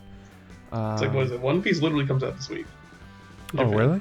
Awesome. Yeah. You got it right there. Okay, so I don't really know too much about these movies. I didn't really do research on these, so I'm just gonna kind of pick one. Let's see. Let's pick a studio that I've heard of. All right. I mean, if you want that, there's Tsurune. That's KyoAni. It's like What are you talking about? do you think Ginga Eiyu Densetsu? That's a production Tsurune? ID. Yeah, you're right. Yeah. I mean, it was pretty much between that one and the Natsu A no Tunnel. Because I think I have seen some stuff of that. We shared the same wavelength. It's ridiculous. I think I have seen something of that. But you're right. I'm gonna go Kyoto because we got those strong bow and arrow boys right there. Can't possibly lose. So yeah, I'll take the tunnel to summer, dude. I'll take the summer tunnel. Summer tunnel. All right. Okay, so this is just what this movie's called apparently. Okay. Tsurune movie. That's good for me. Yeah, everyone loves these movies, dude. I'll take summer tunnel. And then he said summer tunnel. The tunnel to summer. Here we go. Okay, so we got a couple more. I just saw like a little bit of that movie. Like I swear, like everything's like it feels like another year name. I don't know what to say. It's not the same thing, but it's like it's like, you know, the laws of space and time mean nothing in the tunnel. Walk through and find your heart desire on the other side in exchange for years of your own life. This also hits like the yen from Life manga. Ah, yes, you are right. I do remember that. That was the first manga I ever read. That was a great one, wasn't it? It was? Yeah, absolutely. I'm sorry for spoiling you with good stuff. As most of them are. I don't know what I was going to say. I was going to make a joke, and I'm sure it was really funny. I'm sure it was really good. The Tunnel of Summer? So, just to recap, because we do have a couple more things to do with this draft, real quick. Just to recap, I got Tyler. I got Overlord Season 4, Made in Abyss Season 2, Lycoris Recoil, Cyberpunk Edgerunners, RWBY Ice Queendom, One Piece Film Red, and Tsurune Movie. And then Rayman over there has got Pick Up Girls in a Dungeon Season 4, Shadow's House Season 2, Isekai Oji-san, When Will Ayumu Make His Move, Futo PI, SAO Progressive, and Tunnel to Summer. I feel like two pretty good It's sort of Pretty filled good with drafts. wild cards. Yeah, man. So we have our opposite pick, Ray, where we get to dunk on the other person and tell them why they're wrong. So I'm not even gonna look at Mal. I just want to look at your list and see which one I think. So the point of this is we want to try to pick something on the other person's list that we think will not do well. 'Cause at the very least, even if it gets over a 7, hopefully it's not too much over a 7, right? Mm-hmm. So we're trying to pick the worst one on your list. Is that the case? Right. Yeah. Okay. So you got some pretty good picks, and I feel like even the picks that I don't know too much about, like Isekai Oji-san, I feel like that's probably gonna do well. The Ayumu one, I feel like thirsting for it. Yeah, you need it. See, Futopia, I don't know anything about this. I know nothing about Futopia. That's the beauty of that pick, right? I picked something even I don't know about. So how could I lose? I'm just gonna go like full wild card and just pick Girls in a Dungeon season 4. I guarantee this will do terrible. That could work.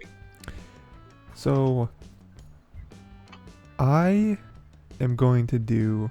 I don't want to do Futopia. I feel like that's not. I don't like that.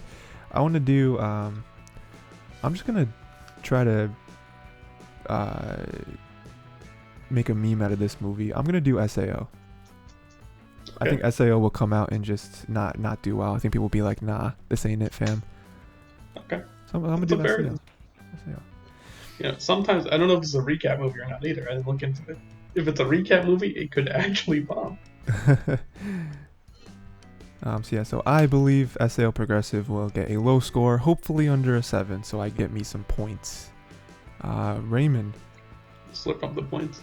I'm gonna be awful. I'm gonna pick RWBY. I'm terrible. Oh no.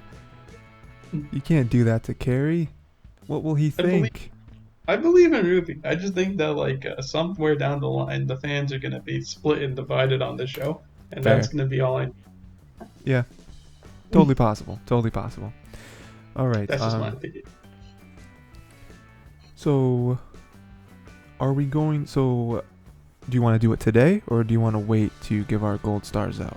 Because we're probably on week 5 right now. We're coming up on week 5. We can give stars if you want. Stars. If we're week 5 right now, this is good enough to give stars, I think. Yeah. Okay. Yeah. Let's do it. Yeah. Why not? Okay. So, stars. Just to remind you of that, we have to pick a show on our list that has under an 8 because we don't want to just cheese it. We're gonna give a gold star to it, and by the end of the season, that show either doubles points or it double loses points if you really just tank. So I think a couple of my shows already have, like the sequels are the ones where we're always gonna have high ones. What one do I want to believe in? Man, I think I don't want to just pick a movie again. Because I would 100% pick One Piece. One Piece is a very easy pick. I want to try to boost up a show that may not do well. Just to kind of fill out all my picks. You know what I'm saying? So instead of doing one that just skyrockets, I'm going to do one that's kind of low. Pretty rounded. Yeah, so I'm going to pick Cyberpunk. Because if Cyberpunk just gets a little bit, then a little bit we're turning into a slightly bigger little bit. You know what I'm saying? So I'm going to do Cyberpunk for that one. Hopefully it gets at least a 7 so I don't look like a fool. On the same vein, I kind of want to just go crazy and pick Futopia. It could work. It could work. It's the insanity pick. Like, the other ones are pretty safe picks for me. But Futopia is kind of just on its own corner. I think I actually want to go for that one. I'll give that one my star, my recognition. Okay. So, just one more time for posterity. My list, my main picks are Overlord Season 4, Maiden Abyss Season 2, Lycoris Recoil, Cyberpunk Edgerunners, RWBY Ice Queendom, One Piece Film Red, Surene Movie. My opposite pick for Ray is SAO Progressive. And my gold star I've given to Cyberpunk Edgerunners. Raymond, you want to let us know what your list looks like? Yeah, of course. I picked How to Pick Girls in a Dungeon Season 4, or is it Wrong to Pick Girls in a Dungeon Season 4? That's the actual name. Shadow House Season 2, Isekai Oji-san, When Will Ayumu Make His Move? Futo PI with the gold star. Sword Art Progressive Movie. I think it's the second movie for Sword Art Progressive. Tyler picked this one to fail specifically. And then the Tunnel of Summer's Tunnel, Natsu A no Tunnel. I'm not saying the full name. Yeah, that's fair. That's fine. And what was your opposite pick for me? My opposite pick for you was RWBY Ice Queendom. Oh man, you're just betraying everything. Everything our friendship is built on. You're betraying. I'm a RWBY fan, but I mean, I don't know how it's gonna go. Fair. You know, we don't know. I think the anime is gonna be well received. I don't know how the RWBY fans are gonna. Yeah, that's fine. I will be excited because it'll happen at some point for the English dub. That'll be cool, I think. I wonder if the English dub it and they put the RWBY OST in there. Oof. That might be the definitive way to watch that show. But yeah, so that was our anime segment. Obviously in the future, it's going to just be the anime watch along with the 2 shows we watched. Like I said, make sure to watch the first couple episodes of both Lycoris Recoil and then Rent a Girlfriend Season 2. And then we'll obviously kind of keep tabs on the fantasy draft, with the big day being, you know, the final day of the season. And then we'll give points, and whoever wins, I don't know. I couldn't think of anything funny to say, so we're just going to say nothing. Okay, so next, we would usually do a movie, but we didn't have any movies because this is the first episode back. However, we can always pick what our movie's going to be next week, Ray. Would you like to pick, or would you like me to pick? You can pick. We'll do it fresh from scratch. That's fair. So, the way I did it, Ray, and I know you looked at the Google Doc. I kind of grouped movies together. A lot of stuff. I kind of grouped movies together because I think it'd be fun because we used to do this at one point where instead of picking one movie, we'd pick a group of movies so we can kind of follow it along. You know, it's kind of fun. Follow the stories. Yeah. Man, I have the wrong thing open. This is, by the way, a very great list. Oh, thank you, my man. Okay, so so let's see what group I want to do. Okay.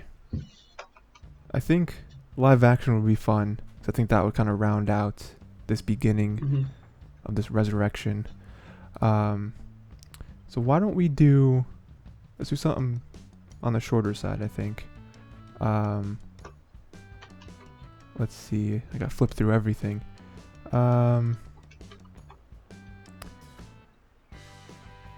Let's do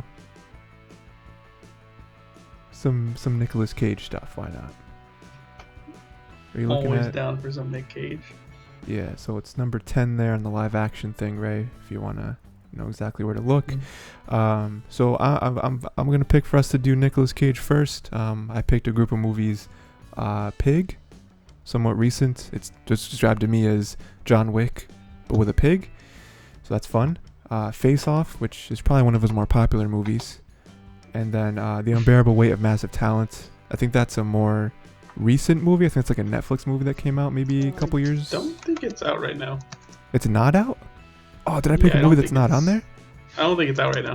Are you serious? Am I an idiot? Yeah, because I've been waiting to watch that. If it's out, I mean.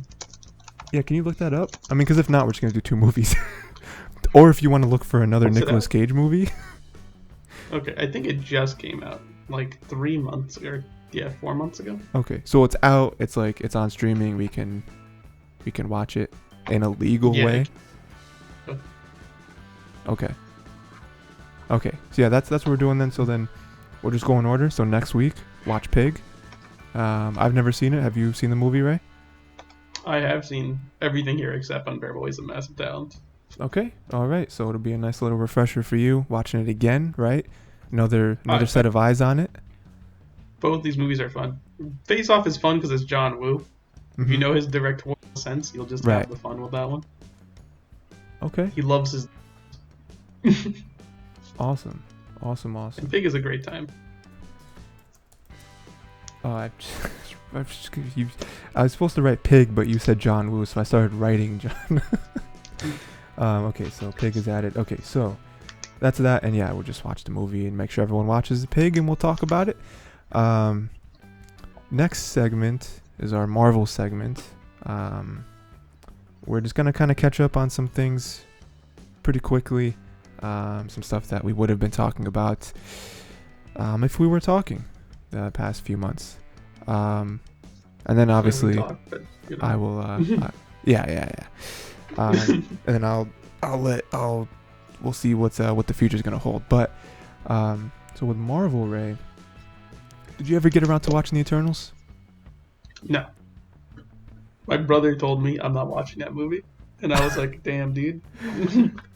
Okay, so we don't have to talk about Eternals then. Just my one quick thing to say about it is it was fine. It was too long.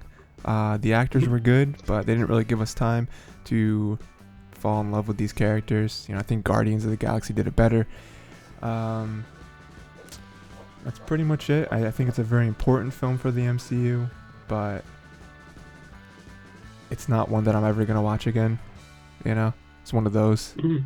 So it's Just fine. one and done. It's fine, yeah. Spider-Man No Way Home. I know you've seen that. Absolute blast. Of a I time. watched that. I rewatched it again recently, actually. Great film. I think that having all three Spider-Men together, fantastic. I guess spoilers, whatever. All three Spider-Man together is fantastic. Well, I mean that was leaked too. Like that was rumored forever, Yeah. and then it came out, and we're like, It's okay, we're not in the movie, guys. Stop saying we're in the movie. we're not in the movie. And then Why do you keep asking this in interviews? I'm not in Spider-Man. Why is Tobey Maguire doing so much PR lately? Doesn't make sense. He's literally I'm in not nothing. in Spider-Man, guys. Stop telling me I'm in Spider-Man. I'm not in the movie. And then they did I love the image of them doing the Spider-Man meme. Yeah, it's See pretty that? good That's, stuff. that's awesome. Did you ever watch Daredevil? No. Okay. Well, I Matt- am planning on. I finished season 2. Very good show. Mhm. Definitely check it out. Matt Murdock is there. That was a big thing for a lot of people. That's Daredevil for those who don't know. And He's not hard to miss. yeah. And Daredevil getting a revival of sorts. Did you see that? Yeah, they're getting a new season. He's going to be in She-Hulk a lot as well. Heck yeah, dude. Awesome. So- Really want to include him in. I liked a lot of the villains. All the villains in there were cool.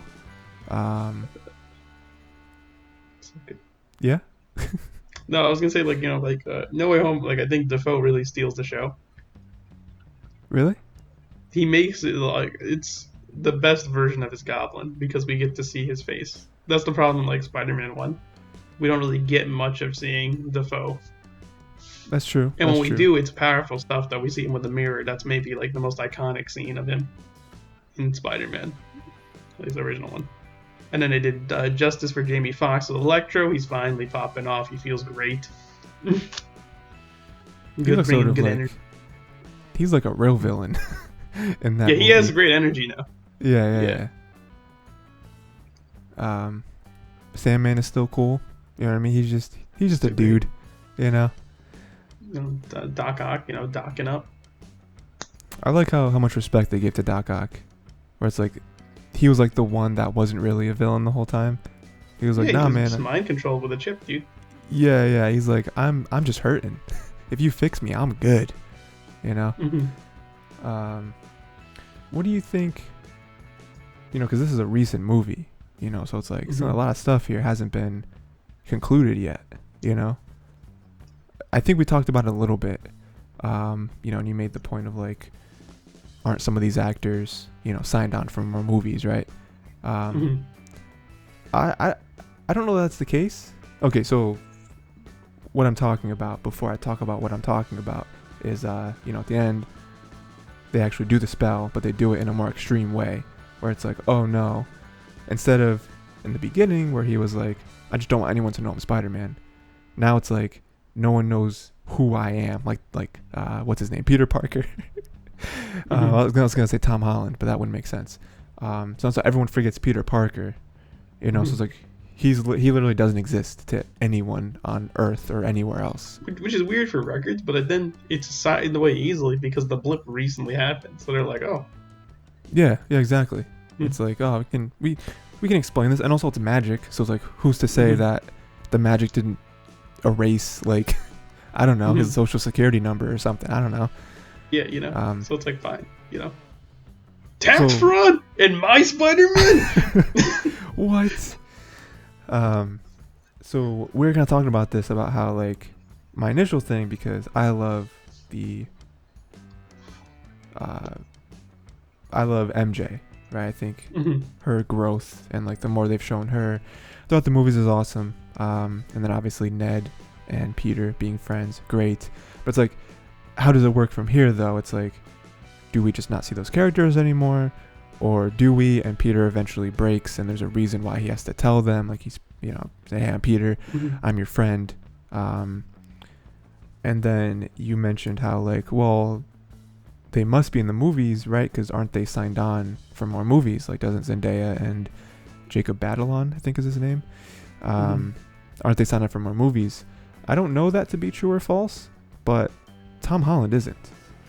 Tom Holland is only signed on for one more appearance in, like, an Avengers type movie. That's it. He like, there's no more full Spider-Man movies that he's actually signed on for, to our knowledge, obviously. We would imagine that they're going to continue the relationship. We don't know this. Sony can do whatever they want, But, like, with all that said, let's just assume that everyone's going to do more movies. How do you think that'll go? Because they couldn't possibly just erase MJ and Ned from the future movies, right? No. They've set them up pretty well, honestly. I can see them doing a lot of different storylines with that.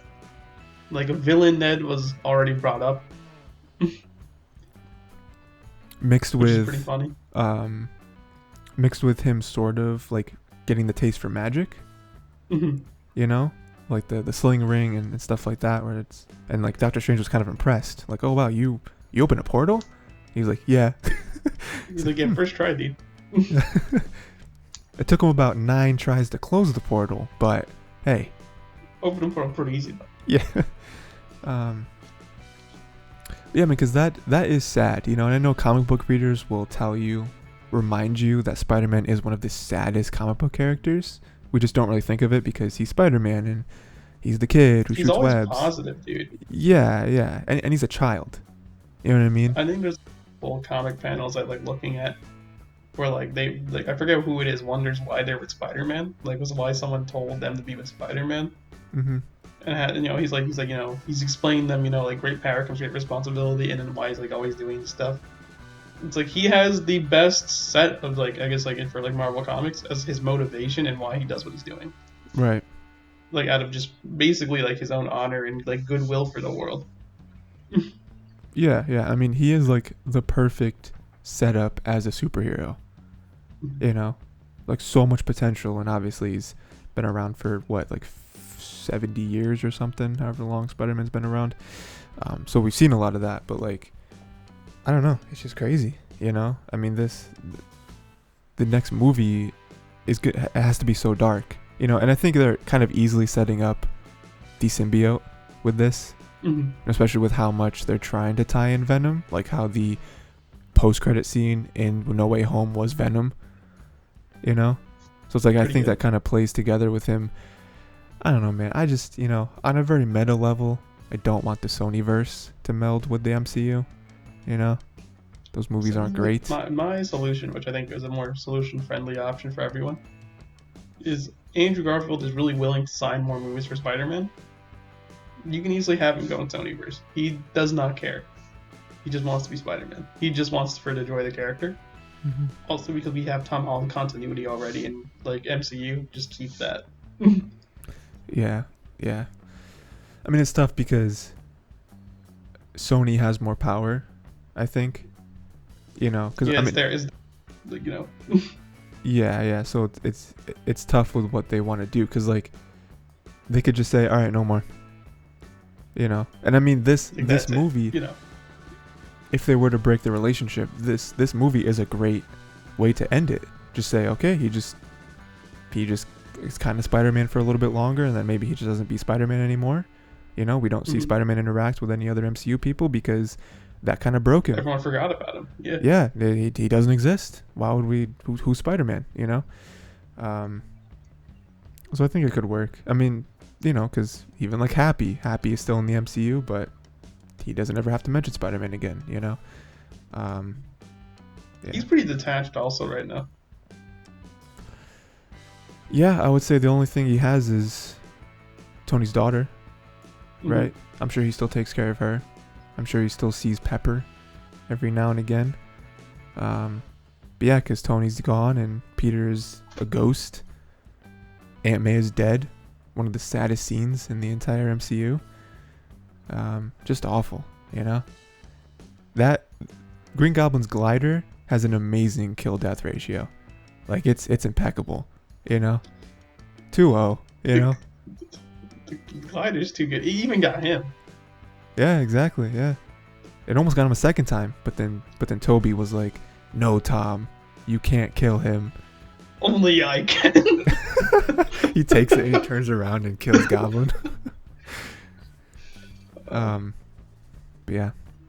Great movie. Awesome. I don't know anything else to say. I do love their interactions, the three Spider-Men, with them just on the Statue of Liberty, just kind of talking about being Spider-Man. Like, that's awesome, where they're just like, oh man, what's like the craziest bad guy you've ever fought? And then Tom Holland. He went to outer space? Yeah, wait, hold on. You went to outer space? So good. Yeah, no, that's it. And then the other thing that's come out since, other than Miss Marvel, which I haven't seen any of Miss Marvel yet. Not because I don't think it's going to be good. Either. Yeah, I just I just haven't been watching much, at least shows. So. Yeah, that's fair. You gotta do cleanses every now and again, right? We just move on to other stuff. Is Moon Knight? Have you watched all of Moon Knight? Any Moon Knight? I think I got 2 more episodes left. 2 more. Okay, so I won't spoil it then, because there's some stuff at the end that's pretty dope. But I like Moon Knight. You know, I like, first of all, the character design is one of the best in my opinion. Oscar Isaac does a great job. Oh yeah. Dude, fantastic. Steals the show. You know. And then the whole like split personality thing is a very interesting, you know, kind of like setup for a character in a show, for it to be like who's who, like the main character, like, you know, we talked earlier about like an unreliable narrator. Well, that's kind of what like Oscar Isaac is, but not willingly, you know. Oh, I mean, technically his other half knows that it happens, but he has no idea, you know. Then there's other stuff. Again, some stuff I want to say, but I don't know what episodes it's in, because there's like a crazy revelation as to how the split personality was created. It's nuts. Okay. I don't think I've gotten that far yet. I think it's like episode 5, maybe 6 thing. Yeah, I think it's probably episode 5, and then episode 6 is like, you know, the wrap up of everything. Like, you know, like shows. Like, that's how shows work. But yeah, man. What are you thinking so far? You're most of the way through it. I enjoy it. I mean, I think it's pretty good. Like, what is it? I think Khonshu has some great moments with him as well. I agree. Like the fact that Moon Knight's always switching is pretty great, because we can see the changes physically as well. The first episode sets the premise pretty well as well, with them locking himself in his room and tying himself to the bed, so he can't leave. Yeah. The sand on the floor, and then we see, you know, obviously he thinks he's fine, but we know, the viewer, he's getting up, you know, he's taking it all off and he's resetting it before he goes back. Like it's all like nothing. So he doesn't assume nothing's happening. Well, he doesn't assume anything's happening. It's beautiful. Right. Yeah. Yeah. And that's Mhm. it's just really cool for there to be like for the mystery of a show to be about the main character. You know, like another show that this reminds me of. Have you ever watched Mr. Robot? I have not. That's on my list. Dude, I watched Mr. Robot I think like last year or something. Crazy. It's so good all the way through. I think it's a show that's overlooked. I think pretty much because it wasn't on like a major network and it wasn't really on like a major streaming service at the time. But it's great. It's awesome. But yeah, it kind of gives me similar vibes to that, where it's like the mystery about the show, at least in the beginning, is about the main character that you're following. You know, it's not about anything else. It's just like, what is happening with this guy? You know, like why is he going to sleep and then waking up with like blood in his hands? It's like, what did he do? It's like, oh, there's another half who is killing people as a Moon Knight. You know. What are you, some type of Moon Knight? What are you? I'm somewhat of a scientist myself. Yeah, it's just really good, man.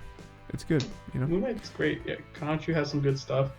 It's like Khonshu is weird because he's a very selfish character, but he's also not that. He's selfish, and then he's like he's like the most selfless god out of like the Egyptian myth that we see.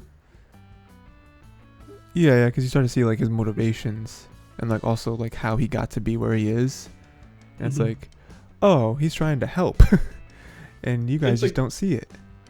He's trying to help, but like he's crazy in his own way. He is, yeah. Mm-hmm. I mean, Like, I think that's helpful.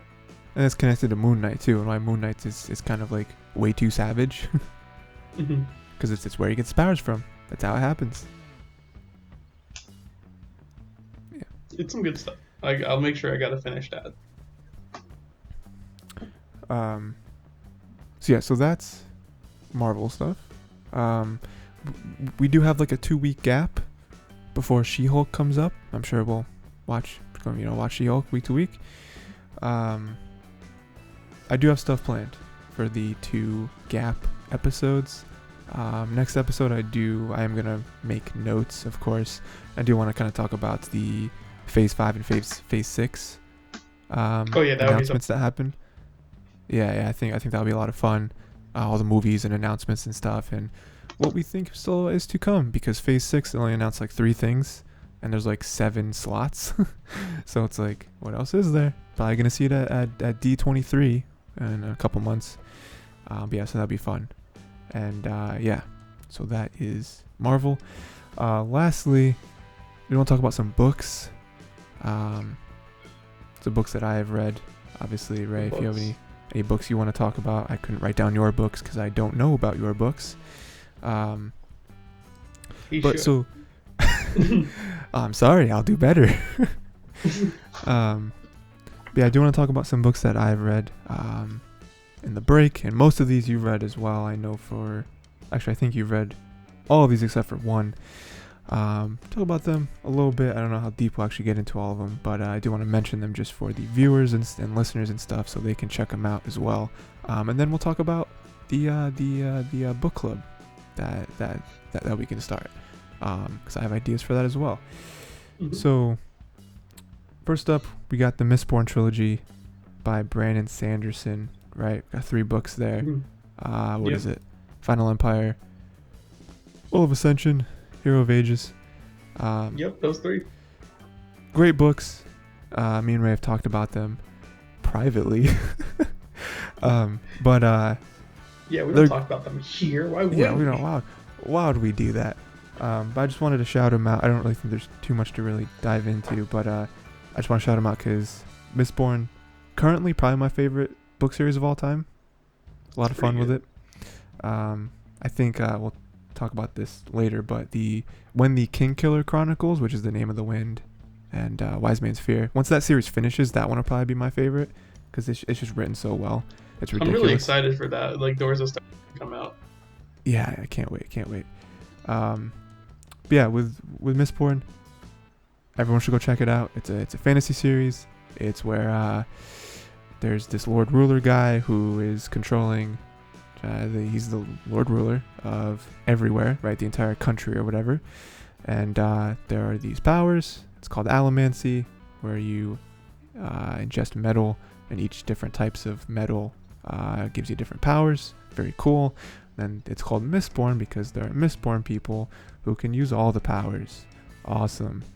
And yeah, it just kind of goes from there. There's some like heist vibes, but on a grand scale. And yeah, there's politics as well, but not in like a boring way. You know, I think they do a really good job of not getting too deep into it to where you're just like, all right, I don't care. let's just flip through this, you know. And yeah, it gets really big. It is one of those series where I think back to like Darren Chan stuff, where you like you finish it and like the ending is so big and crazy that you're like, how did we get here? You know? It's like, what was it? I know Darren Chan's been on my mind recently because he's had that AMA. Right. Dating the podcast. Thank you very much. At least take it to dinner first. Yeah, because like I mean, I'm not gonna talk about how it ends. That'd be crazy. But yeah, so it's very good. Just wanted to give it a shout out. And yeah, awesome.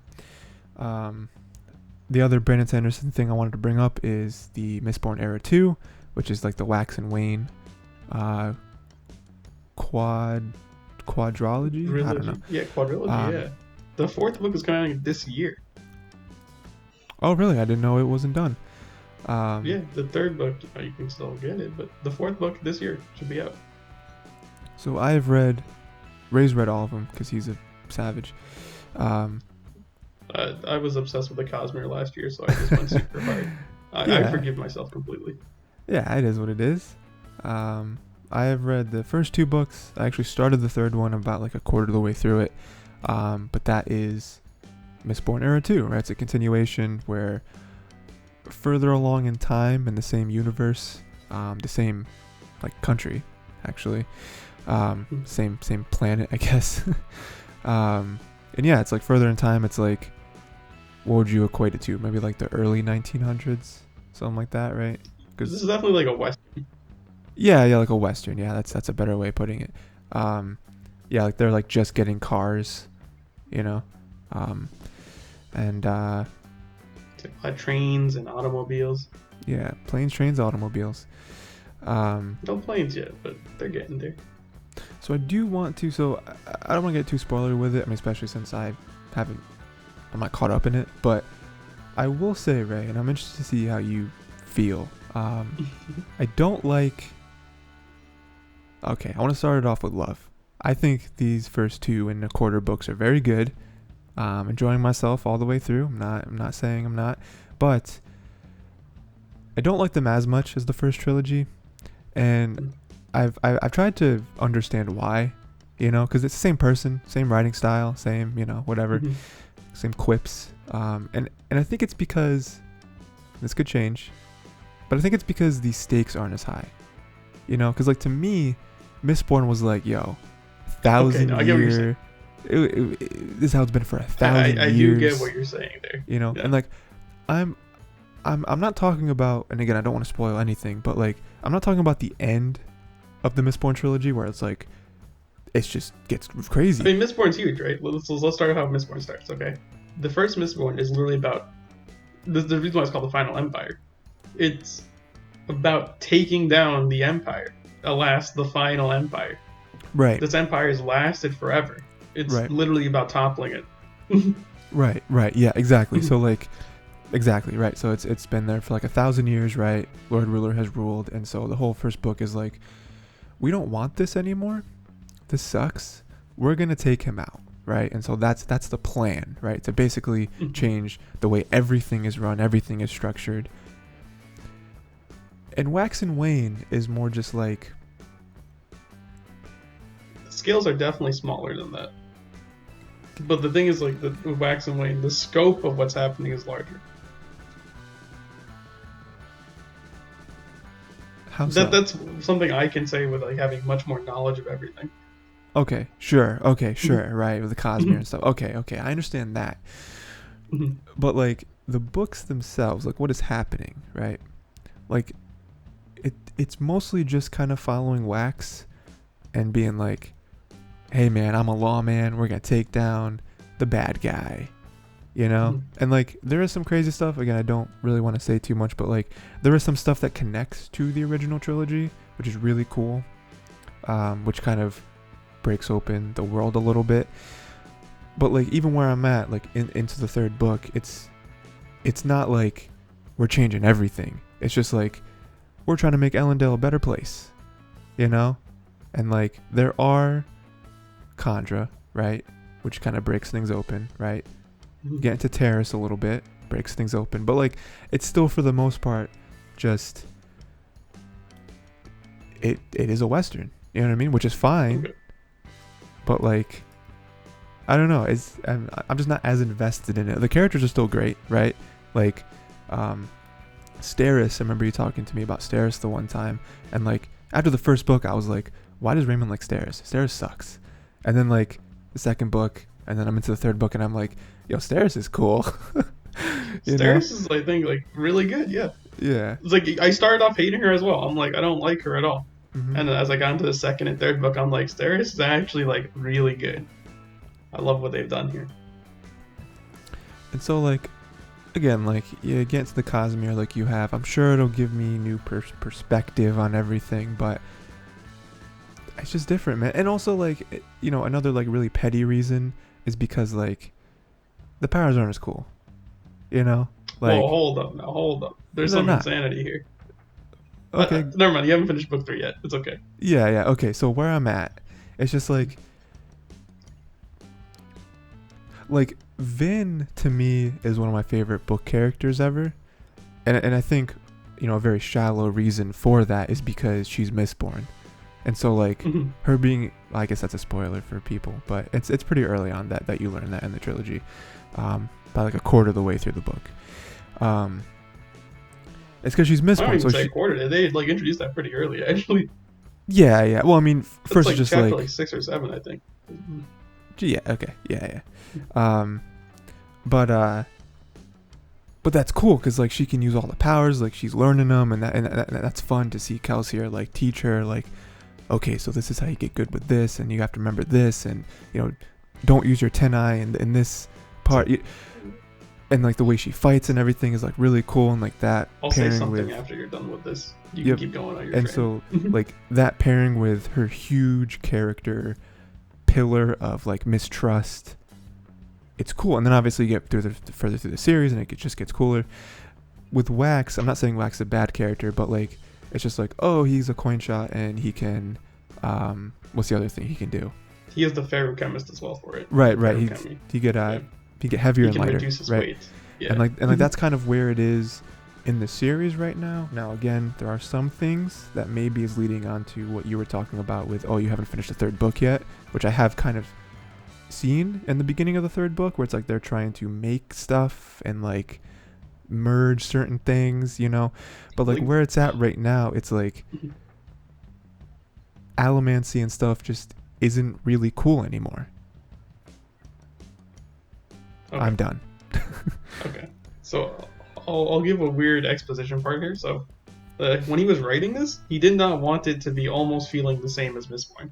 Because the problem with Mistborn is that having a Mistborn is like ridiculous, okay? Mm-hmm. That's fair. It completely makes it like a kind of a one-sided thing. Okay. And that, you know, that's the reason why, like, at least in Era 2, there's not Mistborns aren't a thing. He instead has Twinborn, where he combines feruchemy and allomancy to make interesting balances for how he wants things to be done. So that's just to explain that part right there. And book 3, I will be very specific with, is kind of like the injection into the Cosmere for like Mistborn. So second Arrow Max and Wayne. The third book of the series is literally like opening up the Cosmere for people who haven't delved into anything outside of it. Because I know the part you're talking about where they literally explain, I think, they're going about connection, is what they're talking about. Yeah. And they just go like really hard into like explaining what is connection and what that means. Yeah. So, book 3 does some funky stuff. There's some really cool stuff that happens to the powers here. And maybe you'll be intrigued by it, maybe you won't. You have read Secret History? Yep. That was the Kelsier book. Okay. Yeah, so book 3 will have a fun time with you. Yeah. I mean, like, Milan, right? The Khandra. Mhm. She mentioned the Cosmere a couple times. And so I get what you're saying. So, like, just quickly for anyone who doesn't know, the Cosmere is basically, like, the overarching universe of the Brandon Sanderson books, right? That's kind of a quick way to explain that. And so, so there is a lot of stuff, a lot of connections, a lot of, when you read all the books, I'm sure, like I said, you get, like, perspective on other things and other books and other stories. Even though you can read them separately, you get more out of it if you get them all. It's like the MCU, you know what I mean? But better. And so that's all I'm saying. I'm not saying they're bad books, right? Like, if I didn't like them, I wouldn't keep reading them. I would just drop them. You know what I mean? Like, I still very much enjoy it. And and I understand that they're doing something different. I agree with you where it's like Vin, Kelsier, those guys are overpowered. Even though they don't just win, They kind of just, like, it's like they just, like, completely swamp other people. It's ridiculous. Like, if you remember, like, Mistborn 2 and 3, how insane it gets after certain points. Sure. Okay. I mean, I would argue that Vin does not just win every battle. No, that's the fun part with Vin. Yeah. And then Kelsier, I mean, Secret History exists, so we know what happens to Kelsier. I mean, I guess that was sort of planned for him, but, like... Yeah. Kelsier, okay. I just want to get into Kelsier real quick, because obviously he's great. Let's start a spoiler real quick. Throw up spoilers. Yeah, okay. Spoilers for right now. Potential spoilers. Spoilers for Mistborn. Spoiler for Mistborn Era 2. Spoilers, just open it. Kelsier's cool, right? Not gonna deny that. One of the best characters in all of Mistborn so far. One of my favorite things about him, though, is how much he didn't know. Because, like, in the first book, especially in the first book, he is the mentor, right? Like, he is like... He's the guy with the plan. Yeah, he's got the plan. He's got the 11th medal. Like, this is going to be crazy. Lord Ruler who, And so, it's just funny to me how, like, how consequential was Kelsier dying to the other two books? Very much, actually. It's the trigger for a lot of stuff. Kelsier planned to die. Why did he die?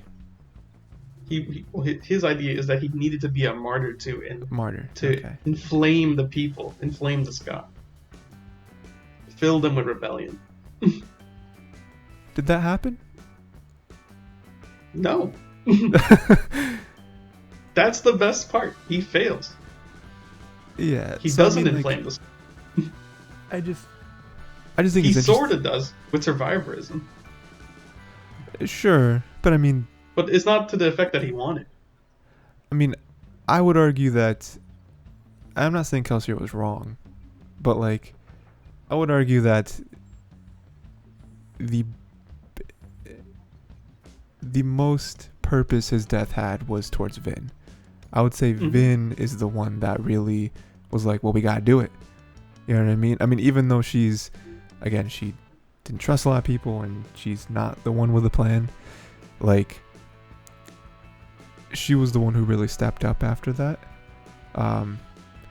Because, I mean, even a lot of his own crew were very discouraged after that. You know what I mean? Like, they wanted to continue on, because Kelsier left, like, notes, right, for everyone. It's like, oh, here's what you gotta do. Most people were like, most people in his crew did not want to do what he wanted them to do. Yeah, they were just like no. Yeah. So it's like, I don't know. It's fine. I mean, like, even with Secret History, like, you get into so much stuff where he just is discovering everything, and it just, like, blows his mind. Where it's like, oh, a lot of what you didn't matter, and that's not because you had a bad plan. That's just because there's so many other things at work. You know what I mean? Like, even when he is preservation for that short time, it's like, oh, you're doing worse than the Lord Ruler, and then that has probably like a psychological effect in him where it's like, oh, the Lord Ruler was trying, and like, I mean, even Kelsier didn't know anything about like who the Lord Ruler really was, with like all like Rashek and the other person I don't remember. Like, Yeah, he had no idea about any of that stuff. That's found out in the second book. They like Vin discovers that her own. Right. Yeah. And like, even though she finds out at the end of like the first book, she puts it together. Yeah. But she doesn't know anything till the second book. Yeah. I mean, even like with the whole Well of Ascension stuff like that, But I don't know. I just think Kelsier's a funny character because I think he's awesome, and I think that he, like you said, he does really trigger everything. Where like without him, Vin wouldn't exist. Like his crew wouldn't have come together. Like it would have just been still what it is. I mean, honestly, if Lord Ruler would still be here, be chilling. But I think the best part of his character is about how much he didn't know, and about like just like the 11th medal. Oh, there's 12 medals? Oh, there's actually 16 medals? Like, you know what I mean? Like, he knew none of that, and like it was Vin and Ellen and their team that found all that out. It's like, I don't know, like, if everything still happened the way it happened, but Kelsier lived, I'm interested to see what Kelsier would have done, and like what his answer would have been to like some of their problems. Like even like the what was it? The mists just killing people. You know what I mean? Yeah. Like, what would Kelsier have done? Do you think he would have found out the whole like 16% thing or whatever it was? I don't think so.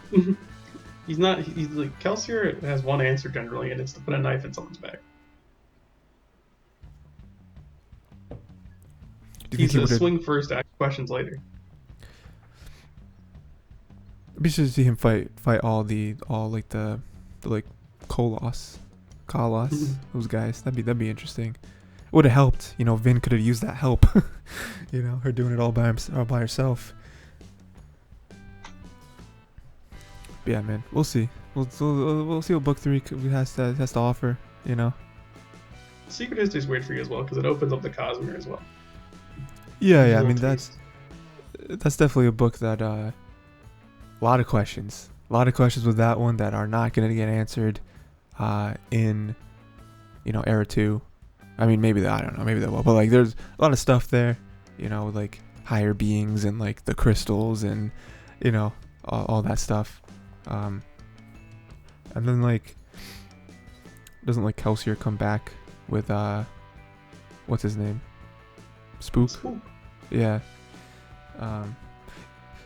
The funny thing is for me is that as I'm reading Wax and Wane, every time they refer to the Lord Mistborn, I forget they're talking about Spook. I'm like, oh yeah, Spook did become Mistborn at the end. I forgot about that.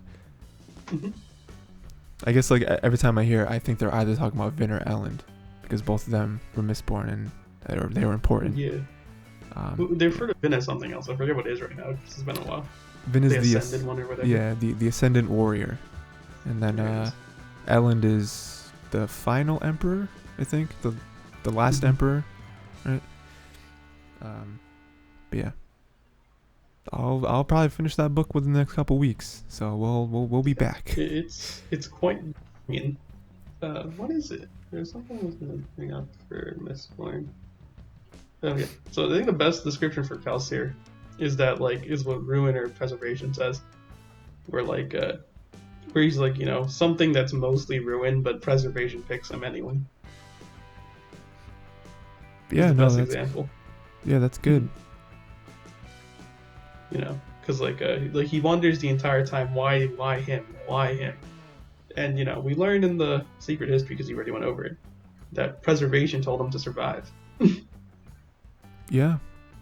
I mean, it's even like his legacy in the pits, right? It's like why did he survive that? He shouldn't have. Yeah, preservation told him to. That's why he snaps. Doesn't snap normally. Like he wasn't.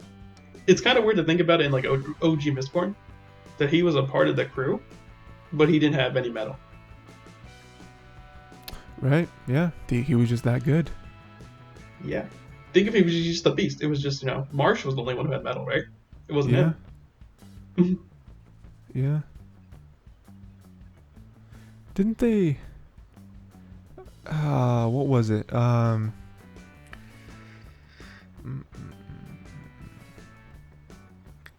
Something with... I remember they explained something with how Marsh... In the Hero of Ages... How did they explain Marsh ripping out Vin's earring? Do you remember? It was set up. He had like a moment of clarity.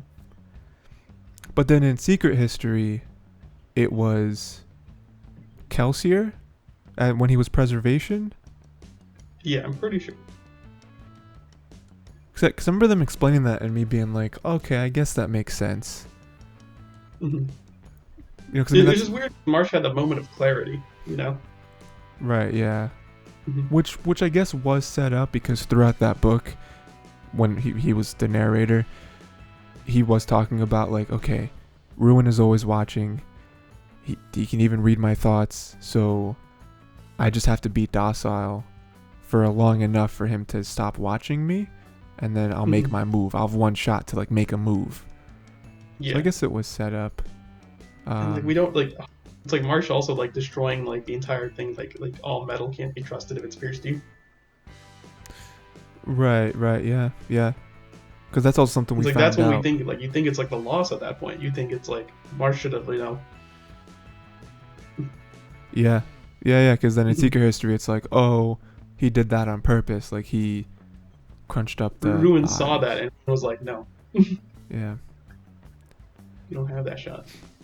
And that is one of my favorite things about this is that like I was talking about how throughout the whole series it gets like crazy, like the foresight, and I'm sure Brandon Sanderson. I mean I don't know this, but I'm sure he planned this. Like he thought it out. It wasn't just a coincidence. But like for what was his name? What was Vin's brother's name? Do you remember? I forget his name, but yeah. Yeah, it was like Clarence or something. Yeah, Clarence. Yeah, that's the one. For her to think that that's his voice in her mind, and that be Ruin's, and to be like, oh, Ruin was leading you on since you were a child. You know what I mean? Mm-hmm. He like picked you as one of his puppets years ago, years before you even really knew what Allomancy was, and then you just happened to be the perfect like vessel for his mission or whatever. That's crazy to me, is when it's like stuff as early on as that can carry forward and be like, oh, this is like one of the biggest points in the whole movie is like metal being stuck in you, and then it happens to Spook. We think that Kelsier came back from the dead. It's nuts. Or even like Ellen's brother, I forget his name right now. Yeah. Zane. Wow, you got it. Yeah, Zane. Yeah, even him was like coerced by Ruin. He thought he was crazy. How did He's like, I'm hearing voices. Yeah, which he was. He was hearing Ruin's voice. Yeah. How did Vin kill him? Do you remember? Because like he had Atium and she ran out. I think she called upon the mists again. Upon the mists? I thought it had something to do with like she used like gold or something. No, I don't think with gold with Zane would work. Because I remember her whole thing was like I don't remember. Yeah, I don't know.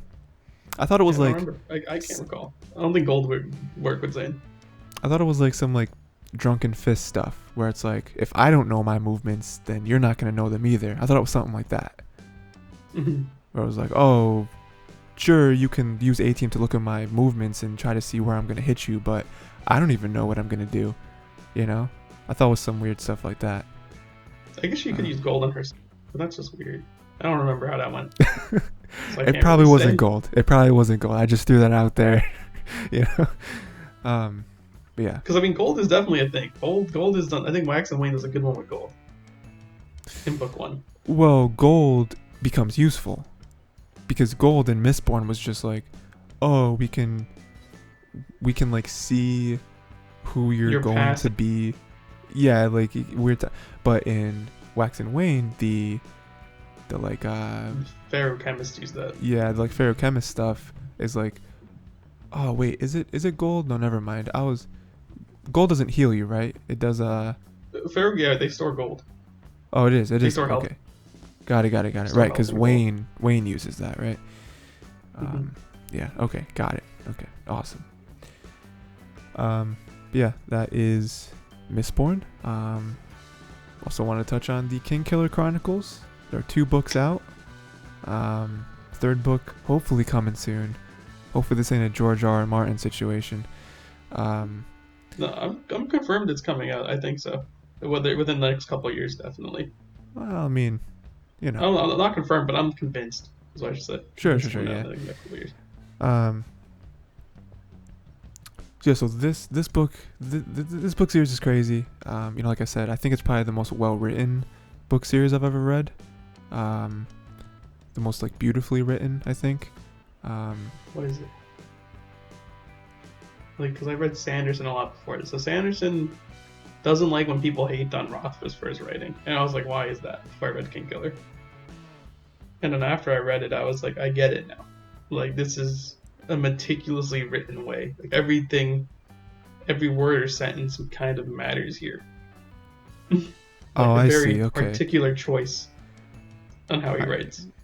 Yeah. There's a very finite sense of detail here. Yeah. I mean, I guess I can see why people might not like his writing style. I think it's great though. I think it's awesome. I enjoy it. It's pretty good. So for people who don't know what this is, it is another fantasy series. 2 books out right now, and I'm just gonna spoil it for you guys. It's all fantasy from here on out. I don't know what to say. Is it? Yeah, it is. This one was interesting because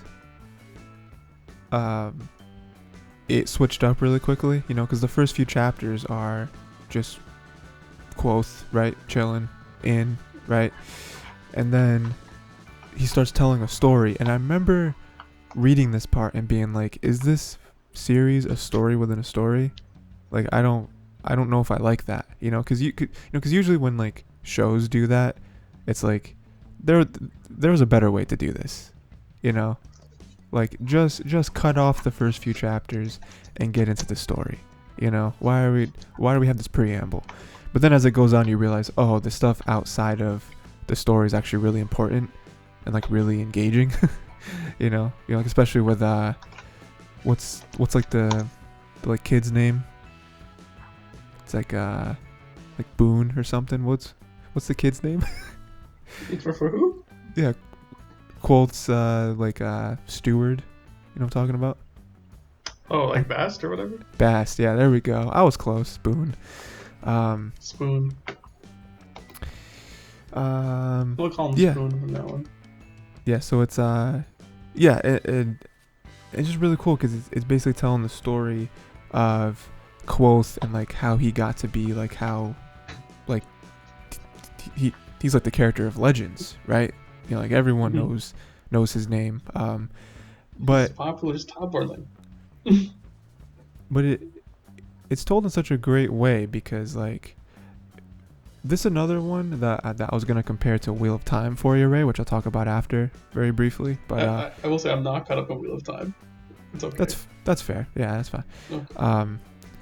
The analogy I was gonna make with comparing Wheel of Time to this is that this book kind of starts off a little slow too. You know, there are like those like demon spider things that happen at the beginning. Wheel of Time is a bit slow in the beginning. It's setting up the pieces like in a very way. But like Name of the Wind finally gets good when like the thing happens with his family, and it's like, oh, okay, you know, because like before then it was just kind of like slice of life, like, oh, I'm learning magic, this is cool. I like to compare this to Mushoku Tensei for me because I had no other thing to kind of relate it to. Okay. And I was like, it's kind of a similar vibe because he's like a child genius. Except so it's not like an where like they send him back.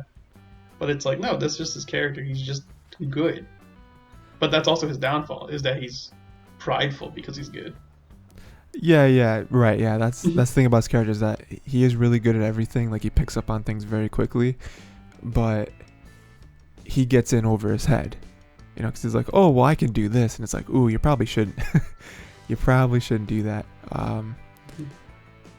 But yeah, I mean, I don't really know what else to say about it. I mean, it's great. He learns magic. There's a really interesting magic system in this series. It's a wonderful design. I've enjoyed a lot. Yeah, and there's some good characters too. You know, I like that we actually get to sit with a lot of these characters rather than it just being his life and just kind of passing through stuff. You know, we do have some like time jumps, but I feel like that's okay. You know, they happen marginally, not too often. It's just enough to. Yeah, and I think this does credit his writing style, where it's like you really feel a lot of what Quoth is going through. I mean, you remember when he was alone in that big city, like he was like sleeping on the rooftop? Yeah. Like that arc was crazy. It was like, someone helped this boy, you know?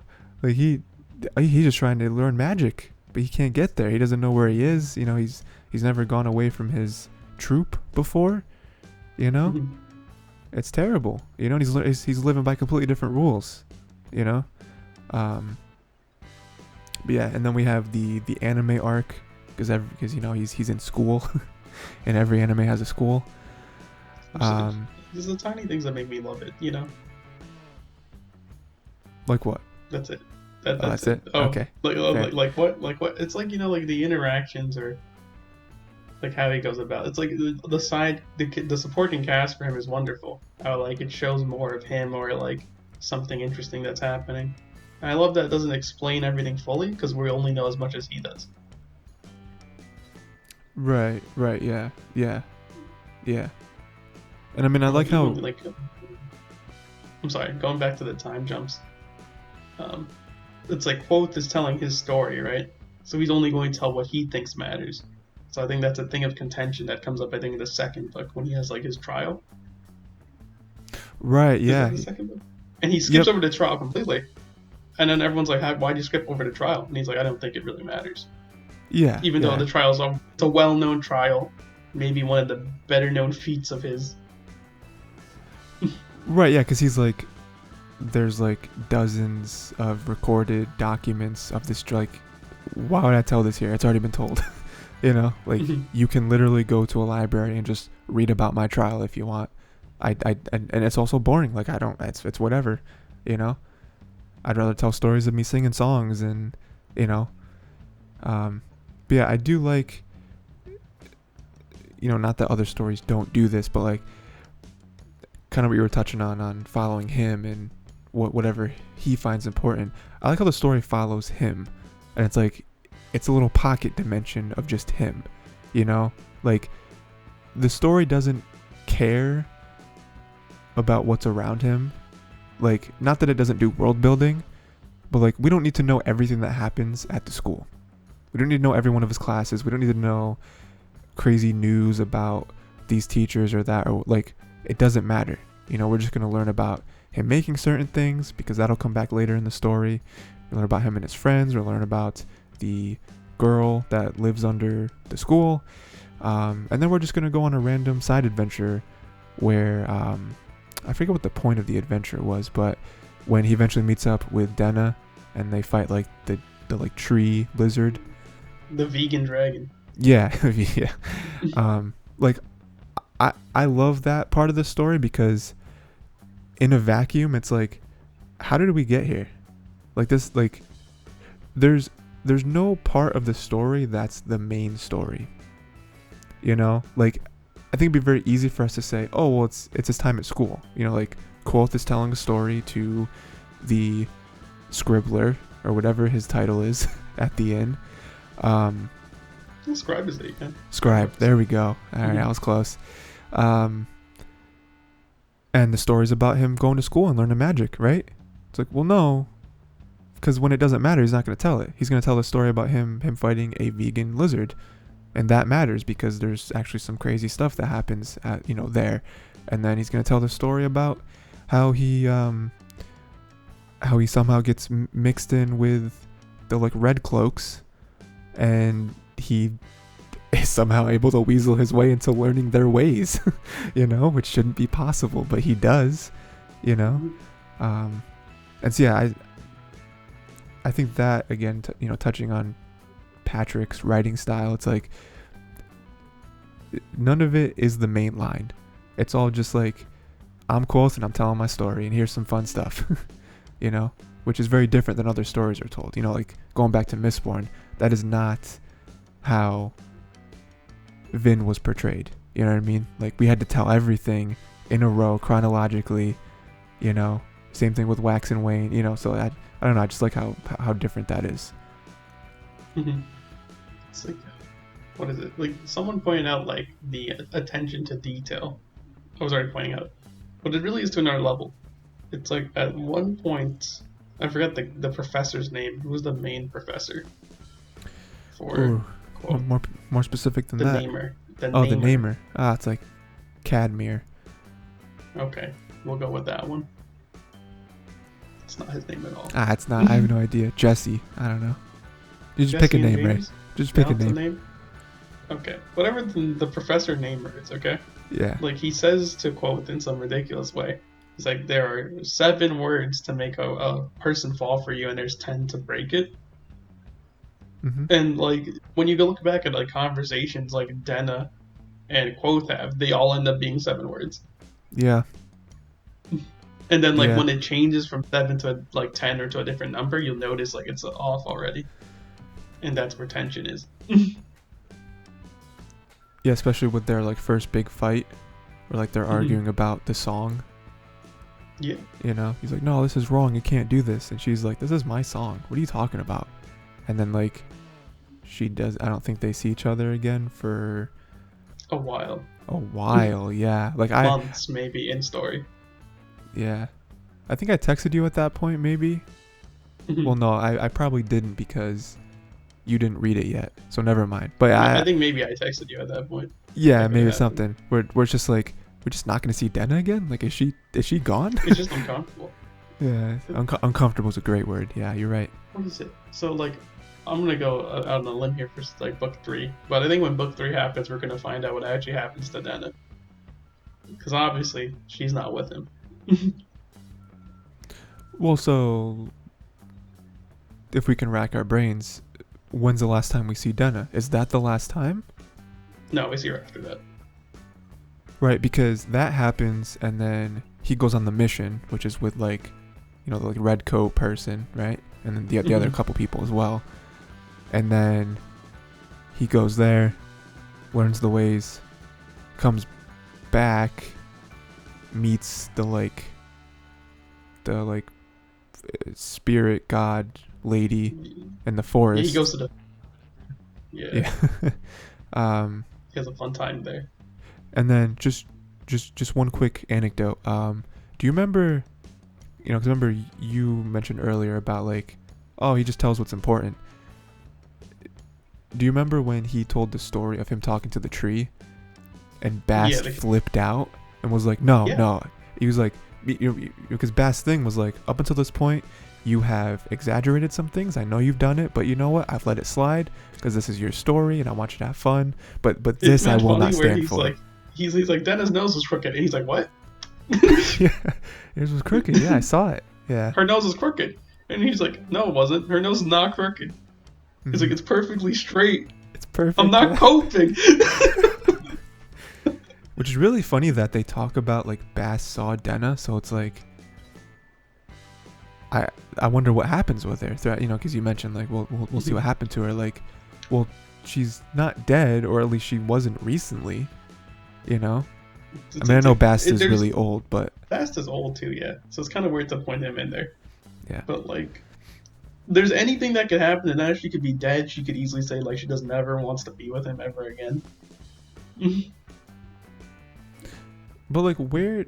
Okay, this is gonna be hard. There's so many ways it could go. There's so much hypotheticals there. It's not fun to point at. But clearly, he's not with Dana, so obviously he doesn't get his ending that he wants. Was that? Did the heist happen after he came back from all that? Where like he had to get her ring back? Or did that happen before he left? I think that happened after, because I think he had the cloak by then. Or maybe it happened before and the cloak got ruined because of that. And then he got the new cloak. Oh, that's a different girl. I'm an idiot. So that's two different girls. It's just like, it's kind of weird to like point at it. Like I kind of point out that this is a pseudo harem that we're going through. Sure, yeah. Because like even him and I don't know, what's her name, like Danielle or something. The like loan shark. Yeah. I don't remember her name. I feel like it also starts with a D. Yeah, she's good. I think she's a really good like match for him. Like she matches his energy better than Denna does, in my opinion. I mean, I don't think that's gonna happen, but yeah, 'cause I'm trying to think how. Do you remember how book 2 ended? You have any recollection of that? Because I don't remember. Not really. I think it ends with him leaving the tribe of warriors.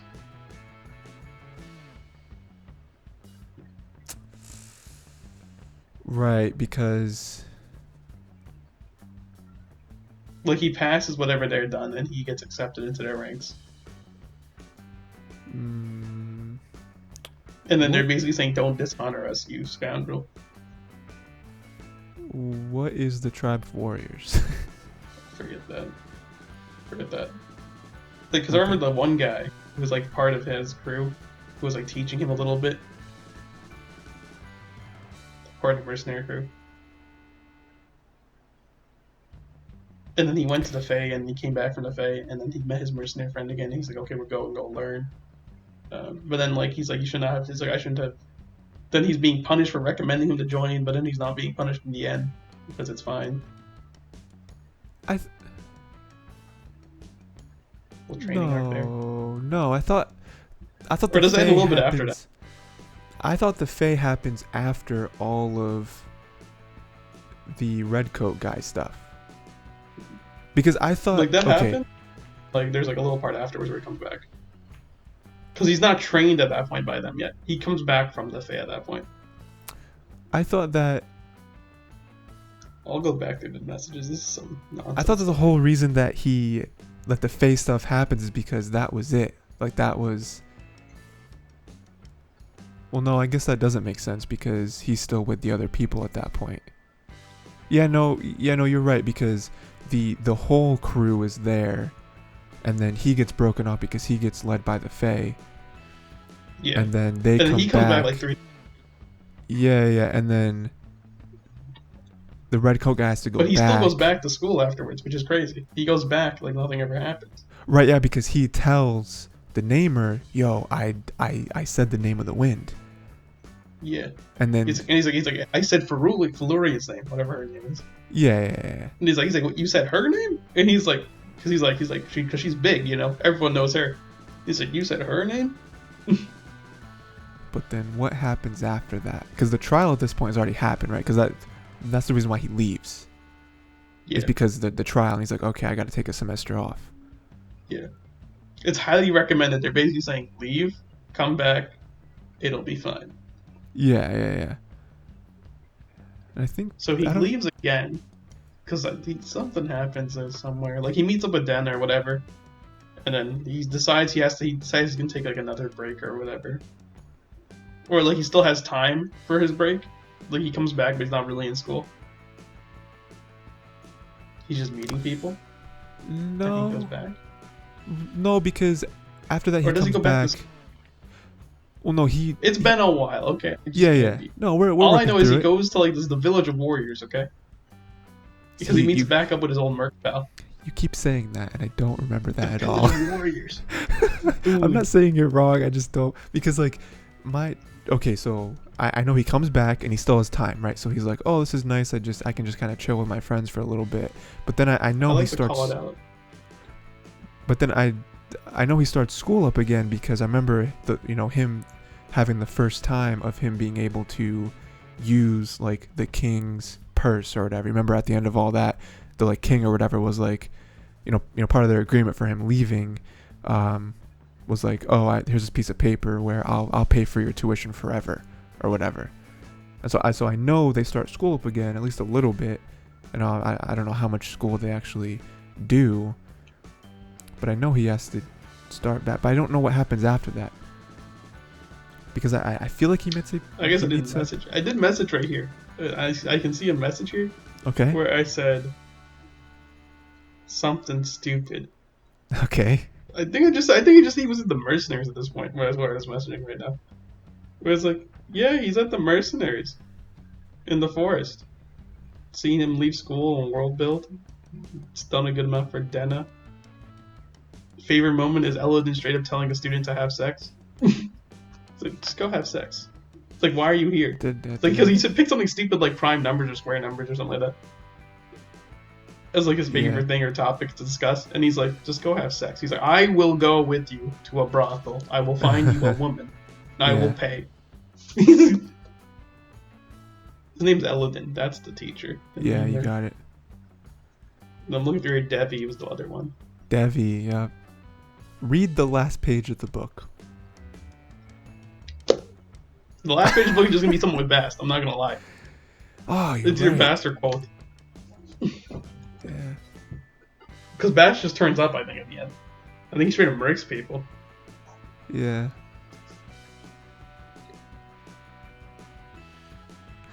Let me look up how are you looking it up, Bray? Are you looking up how the book ends? I'm going into the book right now and seeing exactly what happened with the mercenary part.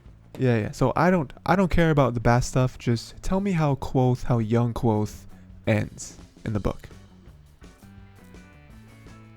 While Ray's looking that up, how's everyone doing? We're getting through this podcast. We're almost done.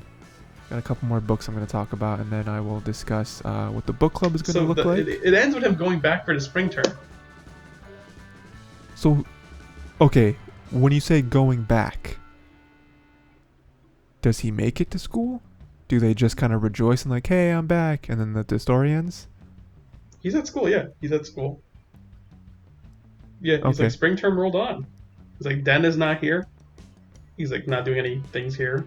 He's like, I'm doing stuff at school with the Chancellors. It's like Master Herma's weak.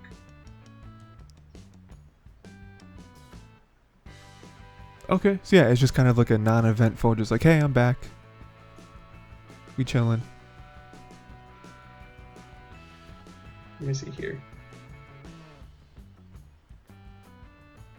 So like, by this point, he's like, I'm going back. So he's hit back to town. So he's met up with Denna before this. Right, because they had to have met back up. So he's met back up with Denna at this point. I mean, I do remember they meet up again because after their fight, I remember that like they came back and they were super apologetic. He has a little prank on Ambrose here, saying that Ambrose has made a woman pregnant. Oh yeah, because they were because there was a girl that stopped by the bar that Quoth stays at. Remember, he gets like free, like food and stuff. And remember, she came by and was like looking for Ambrose or something, or like super like sad. And then he was like, "Oh, another one of Ambrose's ladies or whatever." Remember, said something like that. Yeah, because I do know he meets up with Denna again after that because she was like super apologetic. Because like, I'm sure as readers we were like, "Oh no, when they meet up again, like, are they not going to talk to each other? They're gonna be upset." But they immediately reconcile. They're like, "Hey, we don't got to talk about it." But I don't remember what's the nature of that, like where they were or anything. Okay, I got it. So he does his mercenary stuff. The mercenary stuff takes a while. Yeah, so yeah. Comes back. That's like the whole middle third.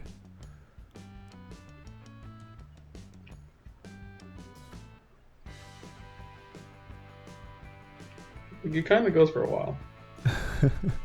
But like the mercenary stuff goes on for quite a bit. He's already left the Fae at this point. While I'm looking at it, and this is like because it's like 1,000 pages I think for the ebook right now.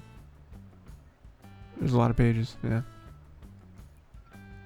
You should have just looked up like Spark Notes or something. Maybe I should spark note it. It'll give you a summary of each chapter.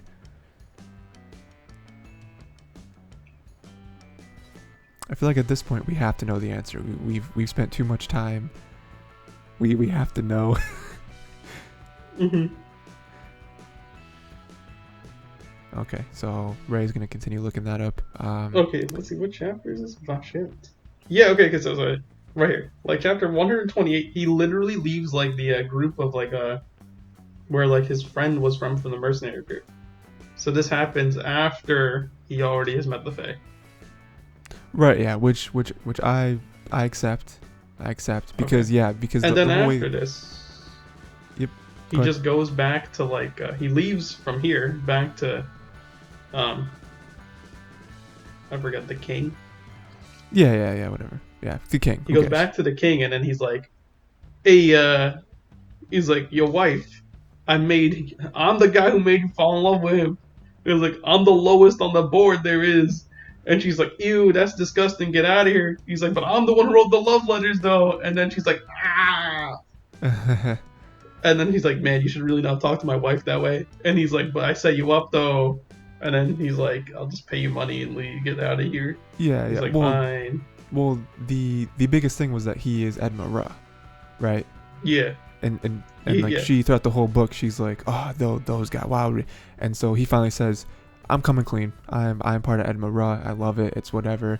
And then even the king is like, the You king didn't is. tell this to me. Well, no, he's mostly fine with He it, says that but too. Yeah. but like, it's the queen where he's like, I mean, she hates you. Yeah, I'm sorry. Yeah, It's like I'm okay with it, but like you gotta go. yeah. And also, I don't think we can ever communicate ever again. She keeps tabs on me like that, my guy. And then another part of that book that I was waiting for some sort of betrayal with that one guy who would visit Quoth and just play that board game with him and like give him Brennan? information and like was the only People person have all their there. theories right now. People have theories on trying to figure out who Denna's patron is, and they say Bredden could be one of the potential patrons. Yeah. I am very interested in that though. Like who is I mean because like didn't we find out that he like abuses her? Well, he says specifically he beats her. Yeah.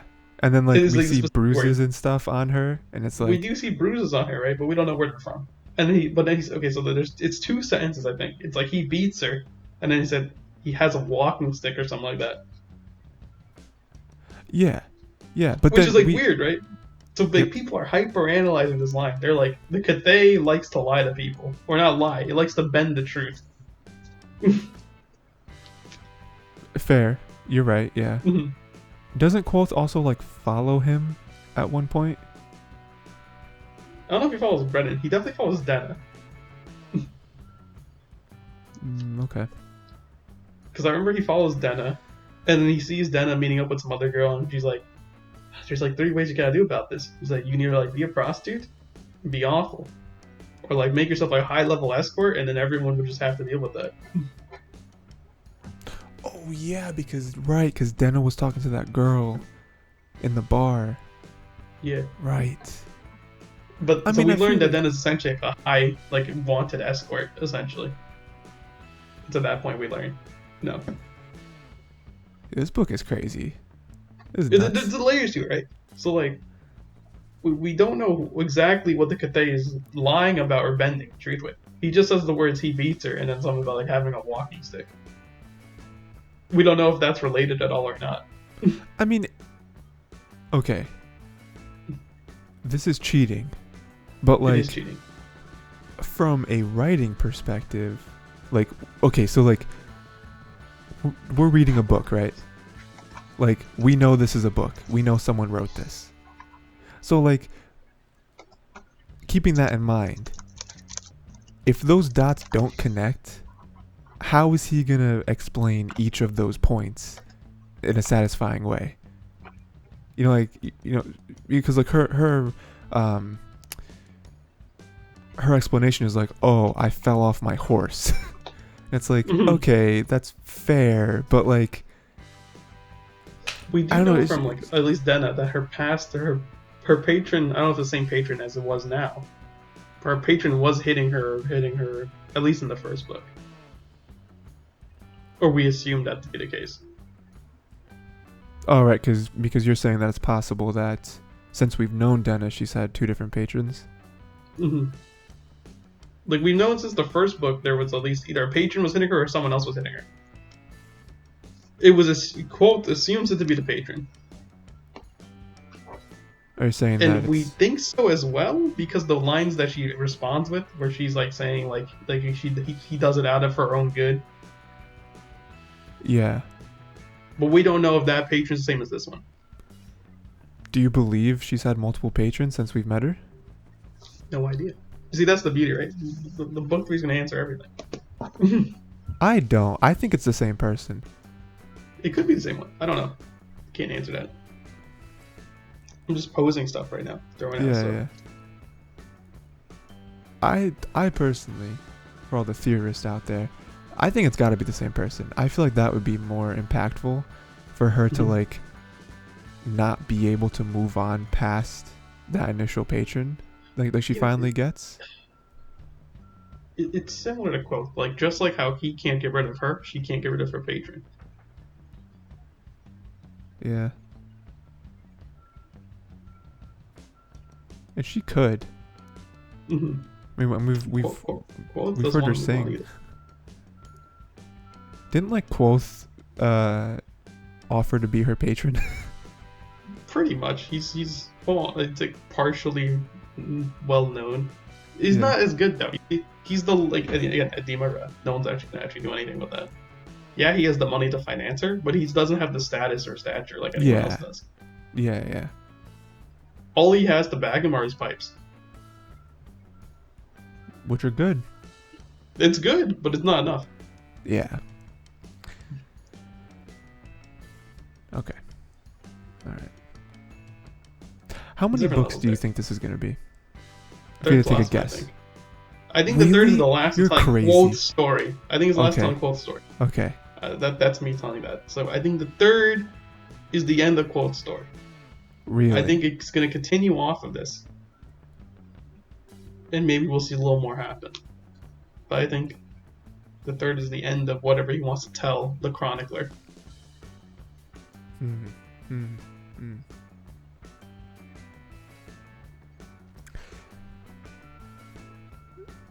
So you're thinking like a Mistborn situation where it's like, oh, the trilogy's done, but there's more. Kind of. I think there's going to be a book 4, but it's continue everything after this. Because we're still, no matter what, we're at the tavern. There's stuff going down right now in the books. Right. Like, stuff is happening. Sure. That should not be happening. That are signs of darkness and evil. I always thought this was going to be like a Wheel of Time situation.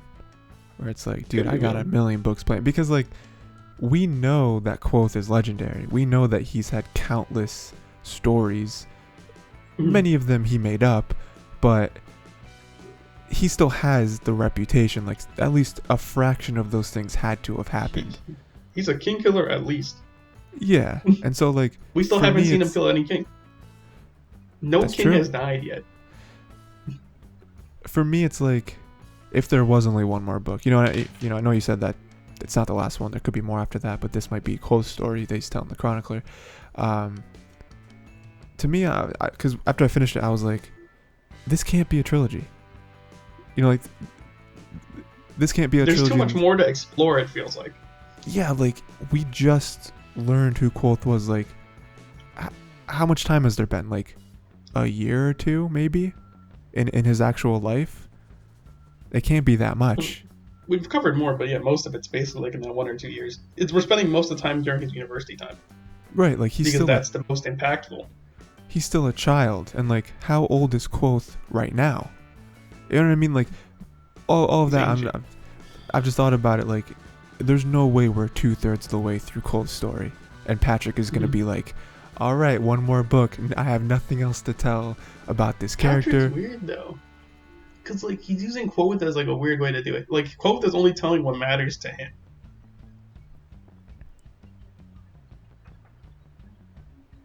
But like so one I think more he book really wants to focus on like. I think this book is going to focus more on like Denna and what's going to happen there.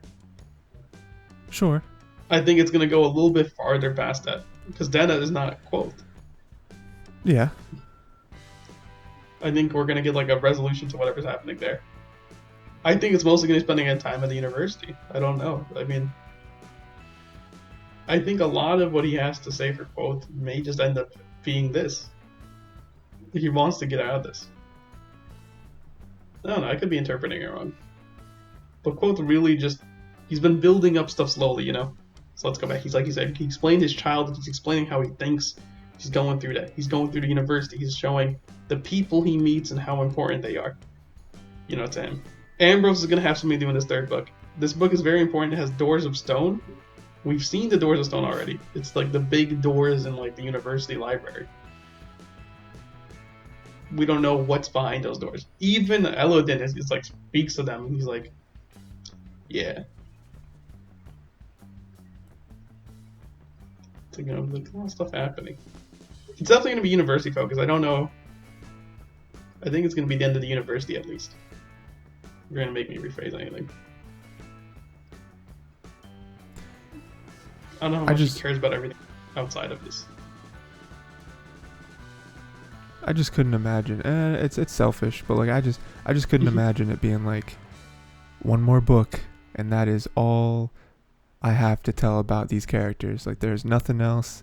I'm now gonna start something brand fresh, new. Like just with how Quoth is set up as a character. Like this is all hindsight, so we know that there's so much that goes on in this man's life, and for it to be like how much we've covered so far. For it to only be a trilogy and there be nothing else to tell after that, like I just can't imagine. Like it's just too rich with potential for there to be only 3 books. You know what I mean? Yeah. Like I feel like Mistborn's different, where it's like, and I know there's like eras in the Cosmere and everything, but if we just take Mistborn, if that was all by itself, like that ends in a way where I'm like, okay. Yeah, like we could see what happens with Spook and them afterwards. The story is too big is like what the problem is. It's large. Yeah. There's so much you could do with it.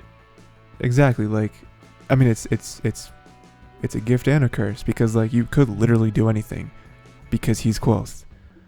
You know what I mean? Like, this is why I think. I mean, like it's gonna end up. At least his story's ending in book 3. It's because he doesn't care about anything else. At least in my opinion. Sure, I see what you're saying. I think Quoth, you know, I think Quoth is gonna, at least story-wise, he's gonna say, "That's it. That's my story."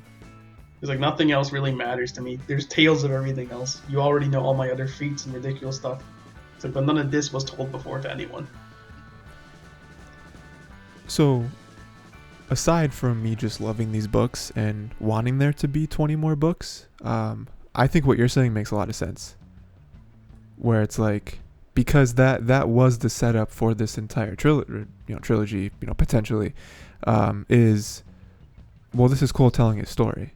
It's not, like, if we just shaved all that off and this book was just, all right, it opens up and there's this kid Quoth, and what's going on with him? Oh, he learns magic. That's cool. But it does have this kind of like outer shell of the present time Quoth who runs an inn, who is telling the chronicler a story, right? So with what you're saying, like, oh, he tells what's important to him. That's why he skipped the trial. That's why there's time jumps. That's why certain things have a lot of detail, other things don't. If Denna, I mean, again, I don't think she can die because that doesn't make sense with the timeline. But I think if they do make something happen with her, I think that would make sense for him to be done. Like, all right, as story's over, we're good, because like he did take time to prepare what kind of story he wanted to tell the chronicler, right?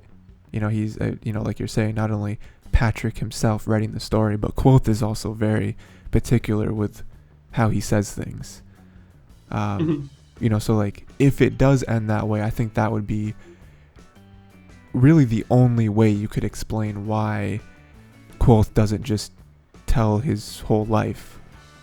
It's like, because there even have been times when he was telling the story to Chronicler and Bast, he kind of lost his way, or he kind of got like kind of sad because he started to remember things. He started to diverge to that path, and then you see that's why Bast threatens Chronicler and is like, hey, I don't want him telling these parts of his life. We need to make him Quoth again, so like he can't be all depressed, because I mean that's like a huge like revelation is Quoth is just waiting to die. That's why he has the inn. That's why he runs it, because he's not that guy anymore. He's very depressed, and there's nothing for him. So like, and then like like to add on, Bast is saying like, you met the Cathay, that means like the tragedy's waiting to happen. It's like, right. And he's like the tragedy's already done. He's like, nothing can get more tragic than this. Right. Yeah, you're right. Where because he is still alive.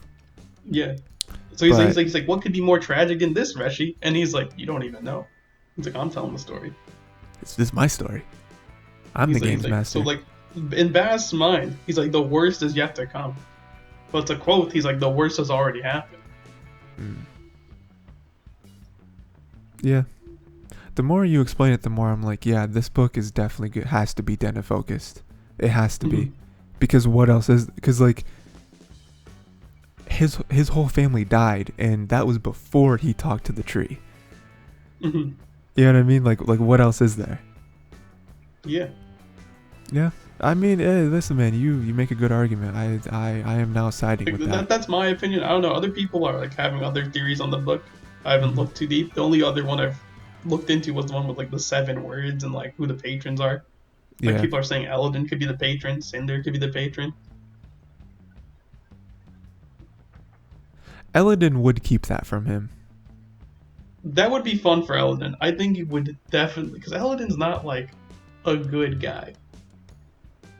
He's weird. It's like Eladin is weird because he snaps at certain points. But then, see, I don't think Eladin would hit Denna though.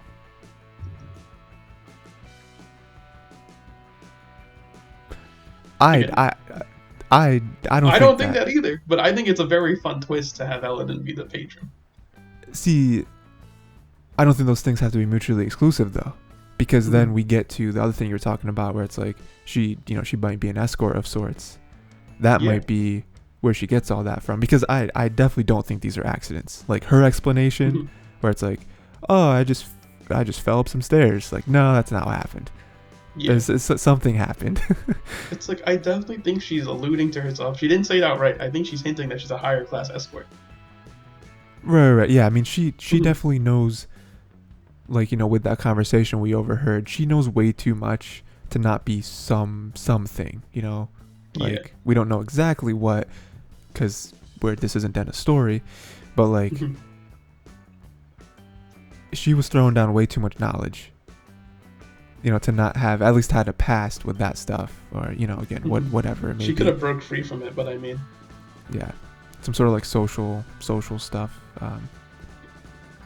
Yeah, man, it's good. It's good. I can't wait. I'm hoping the book comes sooner rather than later.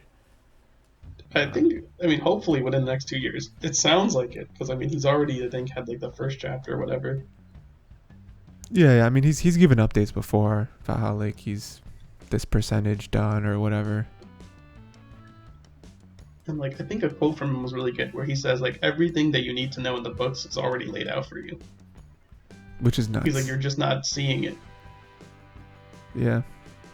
That's at least what he says, because that's the way he puts it. He's like, I've already laid out everything for you in these books to find out what's happening or what's actually there. He's like, you're just not looking at it right. Which is why, like, man, if that book were to be announced, and it's like, yo, December 2023, I'm definitely rereading the first 2 books before then. it's definitely a series I have to reread because like reading them, like because I've only read them one time, like I've missed the tiny hints that Quoth even lays out for the story. Yeah. Quoth is already interlacing foreshadow from him telling the story that we don't notice it or catch it. Hmm. Yeah, yeah. Again, that happens with a lot of books, right? Like I'm sure if you were to go back and reread Percy Jackson, I'm sure there'd be some foreshadowing there. But like Patrick definitely does it in a way where it's like you're supposed to miss it. You know, like if you catch it, that's great. This is layered. Like it's layered in a way. Yeah, yeah, it's like exactly. How deep do you want to go? Mm-hmm.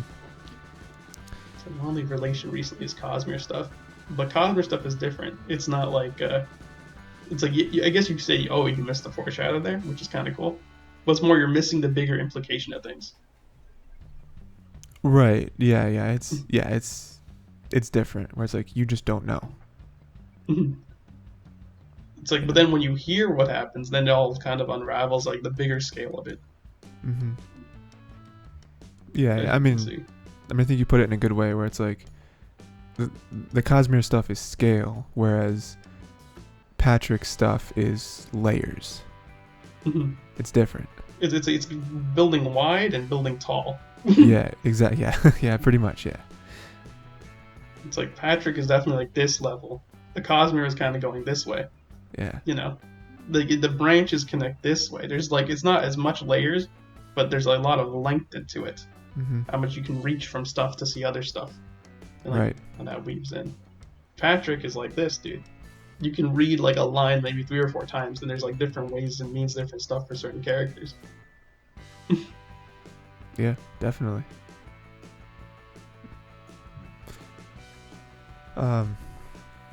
Okay, so something else I read was Scythe, first book.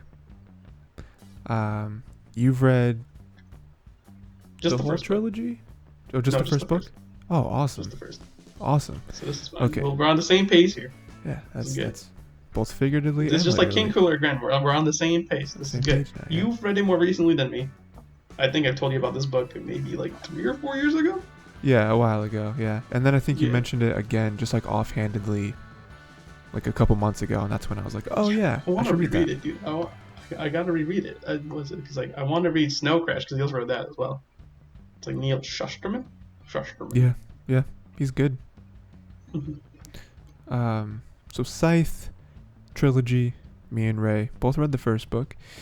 Me way more recently, but it's basically a book series where technology has advanced so far, where the big pull is that immortality has been reached. Right, people live forever. It's just how it works. You can reset your age at any point. It's usually to like the lowest you can go right now is like early 20s, I think, but they're working on doing it even younger, which is crazy. But yeah, you can just keep resetting your age. Like physically you'll go there, but mentally you still retain all your memories. But death still has to happen, right? Because like overpopulation, and so since there's immortality, they hire these people called Scythes, where you get to kill, you get to glean. It's not called killing, it's called gleaning.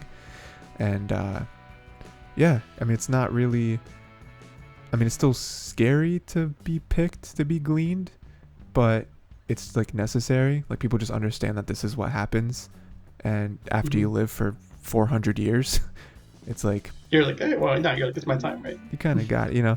And also Scythes are like super respected, like way more than they should be. You know, it's kind of like you're like sucking up to them. It's like, oh, you know, don't glean me. And every Scythe is slightly different. You know, every Scythe is trained in like super kill mode. You know, they got all the weapon practice. They got, you know, poison and stuff. But yeah, so that's kind of the main premise. And then we got a couple main characters who don't want to be Scythes, but they both kind of are like fall into it. And for the first time ever, Scythe Faraday, that's the main Scythe guy. He takes on 2 apprentices. That never happens. It's only one. And so he has like them kind of like, it's like a challenge, I guess, between them, and whoever does it gets to be the Scythe. whatever, right? So yeah, that's kind of the premise for that. I think it's really good. I mean, do you want to do spoilers, Ray, or? You can go for spoilers if you want. It's just been Yeah. a while for me since I've read, so Okay. like if I'm trying to remember stuff that you're saying, it's okay. Oh, that's fine. I'll point it all out. We're good. So spoilers, I guess. If you like the book from what I've said, or if you're interested, go look up an actual synopsis and go read the first book. It's I really would good. say it's wonderful. Yeah, it does well with how it portrays. It's a nice dystopian read slash. It's not fantasy the way. It's a nice Yeah. dystopia. Yeah. It's also not a long book either. I think it's like 400 pages. It's like it's a pretty quick read. Yeah. So spoilers. The book ends. Okay, so there's a lot of stuff that happens. So we get a nice little introduction to the new Scythes, right? Where it's like, ooh, the old guard, we don't like them. Us new guard people, we think you should enjoy gleaning. You know, because that was the whole thing, especially with Scythe Faraday, where he's like, the best Scythes don't want to be Scythes.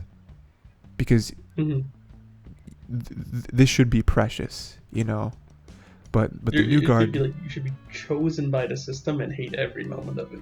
Yeah, exactly, yeah. And so the new generation is like, why shouldn't I enjoy my job? Like every other person who works, because again, it's immortality, so it's like you kind of don't have to worry about stuff anymore. I mean, especially with like, you know, basically the way this was reached was with the cloud, and how the cloud just decides everything. Like there's no government anymore, no politics.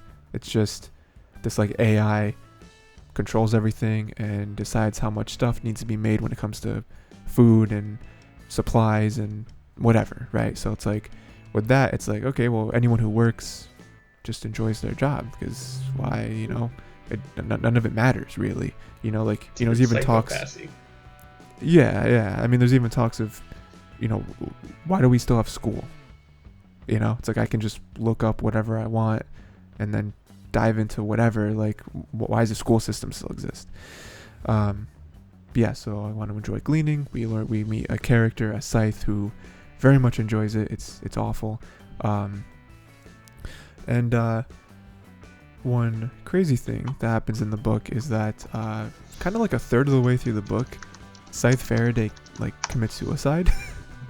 And we're like, oh, that's strange. But he does it because the Scythe Kingdom or whatever decides that it would be better if whoever wins the Scythe apprenticeship has to glean the other Scythe, right? Which is an awful development, because you kind of grow to love the two main characters, and then you realize, oh, one of them has to kill the other one by the end of the book. Ooh, we don't like that. So then Scythe Faraday is like, or we assume that his thought process, because we don't actually hear his inner monologue, we assume his thoughts are, well, if I kill myself, then they won't be apprentices anymore, because I'm dead. That's not how that happens, though. We have a lady Scythe who is very, very cool. She takes one of them, and then we have the leader of the new guard take the other one. So we get to see two sides of it, which is a really cool way to you know, kind of show that. We realize that Scythe Faraday is not dead. He faked his own death, so that's awesome, because he was a really cool character for how much we saw him.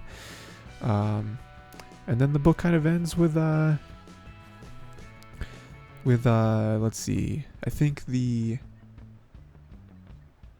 girl wins being a Scythe, and she very cleverly puts on a show, and like she gets like upset at the boy, and she punches him before she has to glean him. And in that moment, it's like, oh, it's just out of rage, because like, you know, the reason why we all believe why the boy wasn't given the Scythe was because he's believed, which is true, but no one can confirm it, he's believed to have killed multiple Scythes. which includes that like leader of the new guard, because he just disagrees with everything. He's like, no, we're not. This is not how Scythe is going to go. So it was actually a very noble thing to do, but you're not allowed to kill other Scythes. No one can prove it, but we all believe it. So that's why the Scythedom as a whole obviously gave it to the girl, not the boy. So she punches him, but she's clever about it because the ring that's on her hand that punches him, we know whenever that makes contact to your DNA, you get what's the word? I don't know what the word is. You can't be Scythed for a year. Those are the rules. So now it seems that she did that on purpose. And so now he can't be Scythed for a year. He can't be killed. He can still be tortured. But he very quickly runs out of there, and he sees that the girl Scythe set up with Scythe Faraday for like a nice heist getaway. And so now he is reunited with Scythe Faraday, who he did not know was alive. And that's kind of how the book ends. He's going with Scythe Faraday to an island somewhere, probably, to hide out and maybe learn more about being Scythe. And the girl's a Scythe. She's probably going to keep chilling with the lady Scythe. Because she was cool. And she has good morals and all that in terms of being a Scythe. But yeah, I really enjoyed the book. I think that, obviously I didn't do a good job of explaining everything, but like, if you haven't read it, make sure to go check it out, because, like you said, Ray, it is a nice little like dystopian, and it does touch on a lot of things, like what would happen if we were all able to live forever. What would happen if we were actually faced with like scythes, and like how that would change just how all of society is ran. And there is even some hints of stuff that I think will be addressed further on, where, the cloud, I don't remember what the actual name is, but the cloud is supposed to be impartial, especially towards scythes, where like scythes are the one thing that is out of the cloud's control, because we felt like we needed something out of their control, so like the cloud can't interfere in any scythe matters. That's also a reason why like the cloud doesn't decide who you kill. The cloud doesn't decide how many people you have to kill, anything like that. But there are a couple moments where the cloud actually talks to our main girl protagonist, and the cloud isn't supposed to do that. So it's like, what's going on there? Like, is the cloud cooking something up? Like, is the cloud scared of where it sees like this like new generation of scythes going? Like, does the cloud see something evil happening, and now it's like breaking rules or bending rules, because it is physically unable to break the rules? Is it bending the rules to help? Like what's gonna happen there? Again, there are 2 more books, so it's like, where does the story go from here? Okay. We're just going through the Wikipedia page to remember everything that happened. Yeah, and sure. boy, oh, it happens. It's quite good. I felt like I almost reread the book there. Yeah, I obviously skipped over a bunch of stuff. There are some very intense moments, like them learning the weapons and them having to kill people, and then even like them having to kill their family members. Yeah, like killing people they know. Like it's tough, man. It's tough, And then even, kind of sick way where you kill someone, but they're gonna come back. It's like, it's so weird. Again, it's like I remember people have made this kind of joke before, but like, what would society look like if it was like GTA, where you just respawn? It's like, we'd have people jumping off roofs just because they could. Or we'd have people, like what does it matter? We'd have people, like people do paintball. People do paintball with real guns, because why does it matter?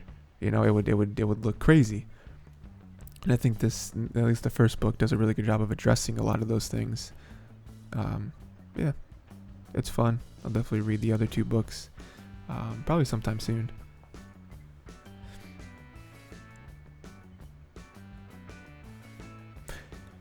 That's quite good. Yeah, so the last book, Ray, is The Wheel of Time. I did finish The Wheel of Time. I remember talking to you about it. I do You hear said that one. you said that you haven't really gotten past like the first few chapters. Yeah, pretty early. Yeah, so I will say after reading the whole thing that it does get really good. It is slow pretty much throughout the entire book. You know, like there isn't really a moment where it kind of ramps up. It is just kind of like a slow Is build the the whole book the time. ramp? Yeah, it's just the whole book is one steady 45-degree angle. You know, like where by the end of it you're at the top and you're like, oh man, this is crazy. But it there's no point where it really jumps. I will say that if you ever do, or anyone out there does try to read the first Wheel of Time book, get to chapter 6. Because the first 5 chapters are very slice of lifey, and it's like, oh, so is this book just gonna be about some farmers, and they're It just can. kind of They can dealing just with make winter? a wheel of time. Yeah. But yeah, and then like chapter 6, something happens, and you're like, oh right, this is a fantasy novel. Oh okay, like stuff's going on, you know. And then from there, that's kind of where I felt the a same way in Kingkiller though. exactly that's why I was talking about Sorry, it on earlier. Kingkiller, I felt the same way. You know, it was Yeah, like this is just slow. Nothing's happening. yeah. But then that moment hits, and you're like, oh right, okay, yeah. Here's the plot. It's like yeah, he's telling his story now, so this is gonna be the fun part. hmm But yeah, I don't really have too much to say, especially since Ray, you haven't read it. But it's good. It gets good. I mean, it definitely seems like one of those older. I mean, because Wheel of Time is one of the like originators when it comes to fantasy novels. You know, it's like one of those Like earlier it's ones. modern fantasy. It's one of the big ones for that. Yeah, yeah. I mean, it's super long. Like I think it's the first book was forever ago, and I think the final book just came out like recently. Because there's Because like it was Robert Jordan writing it, I think, yeah. and then he passed away. So then Brandon Sanderson decided to clean up like the last 2 or 3 books Yeah, and yeah, get those out basically. there. Yeah. And people who read can tell there's a difference in writing style from the 2 authors Oh yeah, I mean, very clearly. hard it would be to mimic someone else's writing style. Yeah, Probably pretty very difficult. difficult. Um, No more um, tugging or pulling on their braids. yeah. Yeah, that's pretty much it. It's good. I definitely recommend it. You know, I don't think I recommend it as hard as some of the other books we talked about today. I mean, I think those are a lot easier to get into. But this is just this first book in itself is like a whole journey, and the fact that there's like a dozen more books is crazy to me.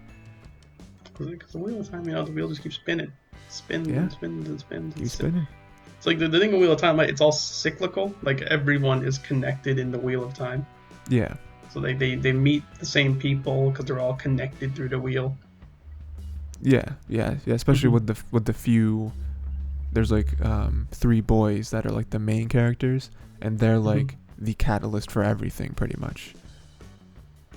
And so like everything revolves around them. Like everywhere they go, stuff just hovers. It's like they're planets and they have their atmosphere or like gravitational pull, right? Yeah. That's It enters it. Yeah, like you're a part of it now, whether you want to or not.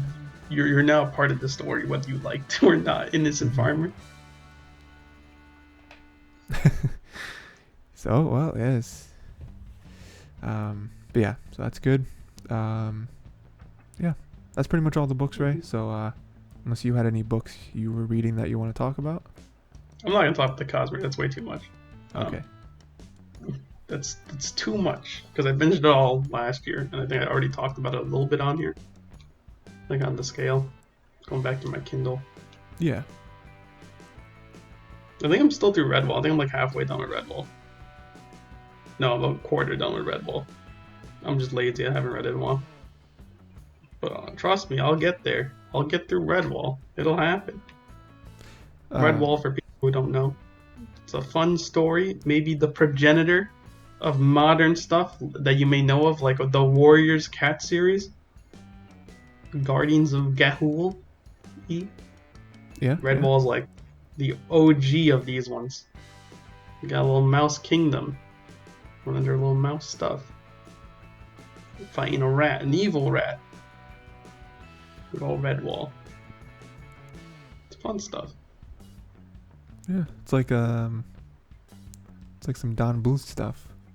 Don Bluth is a great comparison. Thank you for that. But another one that I thought of was like The Tale of Despero. Another Yeah, good one. I was thinking of that one too. Yeah. You know, it's like those are two great ones to describe Redwall for anyone who wants to get into that stuff. So this is like the OG of the OGs for that. So if you like any of those and want to see something that's like the beginning of it, go check out Redwall. There's actually a lot of world building in the first couple chapters that actually got me off guard. And I was like, this is kind of nice. It's already, it knows how to pull me in. Those two words, man. World building. I'm a sucker for it. One other book series I'm not really going to talk about. I just want to mention. It is the Red Rising series. Red Rising. I will be reading those as well. When I get time. That's very good. There are a lot of books, but there's like an initial trilogy, and then I think there's a time jump before like a second trilogy. I've only read the first trilogy. It's more like dystopian stuff. Everyone go check it out. It was really good. I think the first book is a little slow, but once you get to a certain part, it's like, okay, here's the story. We're rocking and rolling now. We do variety reading here. It's not just fantasy and dystopian stuff. We do other stuff here. No, we don't. I'm not gonna lie about it. Mostly sci-fi and fantasy. I mean, I'll be honest. I read an Agatha Christie book recently. You did? It was okay. So Thanks. moving on to that's all I had to say about it. It was fine. Okay, so lastly, let's just talk about did you make okay. I see what you did here, Ray. Oh, you saw what I did? Yeah. So this is something that I talked to Ray briefly about, but I would like to do sort of a book club, since we just spent however long talking about books. We do book readings, read chapters. What? We can like get our tea, get like a nice warm cup of tea. Yeah. Some people prefer English breakfast. I'm kind of partial to like Darjeeling myself. Wait. But you get like a nice cup of tea. Yeah. Sip on your tea, reading books. Some crackers, cheese. Biscuit. Don't make the biscuits or crackers get into the book. It's just real awful time. It stains. Yeah, Ray. So I was thinking about it. How I think it would be manageable for us is obviously we pick a book, and then so you got a couple here listed, or do you? Yeah, you do. You have a couple here listed. And I think, with every book we pick, we can obviously go back and forth the same way we do with anything, right? I think we should then see how long the book is. Then we can see how long you think it'll take us to read it. I think we should obviously, similar to our anime club or anime watch along, where it's like, let's read this much this week, instead of just reading whatever, and then that's pretty much it. Like I mean, the only thing I will say is that I don't know how fast you read, Ray, but no matter how fast either one of us could read, I think we should spend at least 3 weeks on any book, because I think that'll give enough spacing for good discussion instead of reading a book in a week. You know what I mean? Yeah. Like 3 weeks a book, and then we'll see how far we get in the book before we talk about it. Maybe even set some chapter limits depending on the book. Yeah. Sometimes the book grabs me, and I'm done by by the week. Sometimes it does grab me, and I finish a book in a week because I'm just reading it. That's what I'm doing the entire time. I spend all my time reading it. Sometimes it takes me a month to do it because I'm just chilling and I'm doing other stuff. Yeah.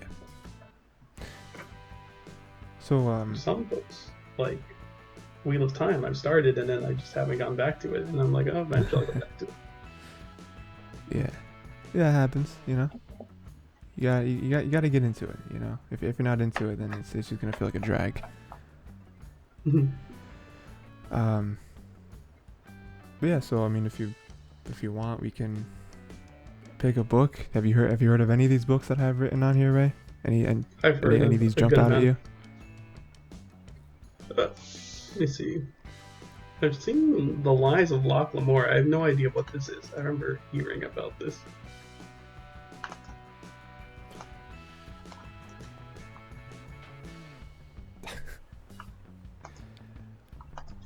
What a good Google search. Are you searching them right now? Okay. Searching right now.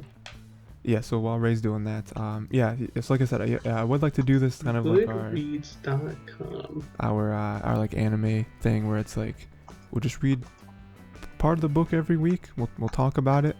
Yeah, we'll try to we'll all stay on the same page. I think that's important.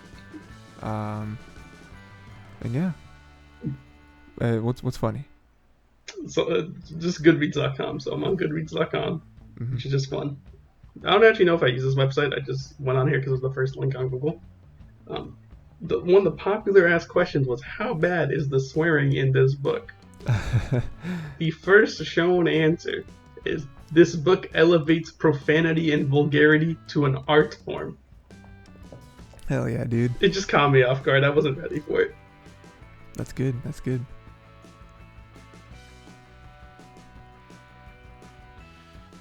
So I think we gotta read it. I mean, in this case, The Lies of Locke Lamore have to be read at this point. Sure. Are you still on Goodreads? Yeah, it's on Goodreads, yeah. How long is the book? Amazon. As long as the book, it is... Please tell me on Goodreads. Please tell me. Where do I see how long the book is? I know it says it on Goodreads. 752 Kindle pages. Okay. I don't know what that means. It is actually $4 on Kindle. That's pretty cheap. Let me do $3.99. quick. Someone gave it a 1 star for being horrifically violent, so now I know it's up my alley. Oh, yes. Could have fooled me. It's on sale right now. Yeah, buy now at 1 click, please. Thank you. Oh, geez. Okay, yeah, it is. Man, this is a long book. God dang. It's cheap though. $4, dude. Why does it want for more?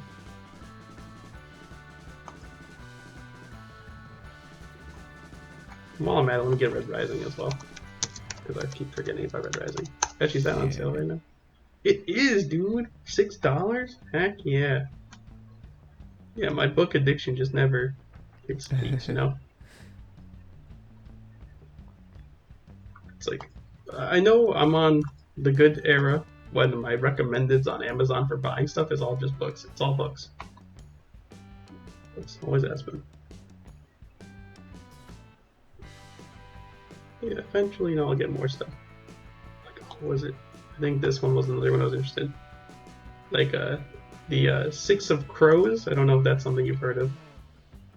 Six of Crows? Oh, yeah. Six of Yeah. Crows? It was like one of the, I think this is related to Shadow and Bone. I don't know if Shadow and Bone was good. But this is related to that. The review doesn't reflect the story. A lot of people just like to write stuff. Let Down by Young Fantasy around 2018, 2015. This one is 2015. Hype is real reviewed in India. Buy a different book. You know, maybe I should read Witcher books. I don't know. Maybe I should read the Witcher books. Sometimes.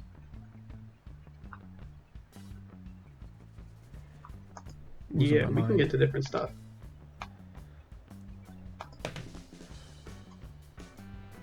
$75 for all the Witcher books? That's insane. I'll just add the first to my list.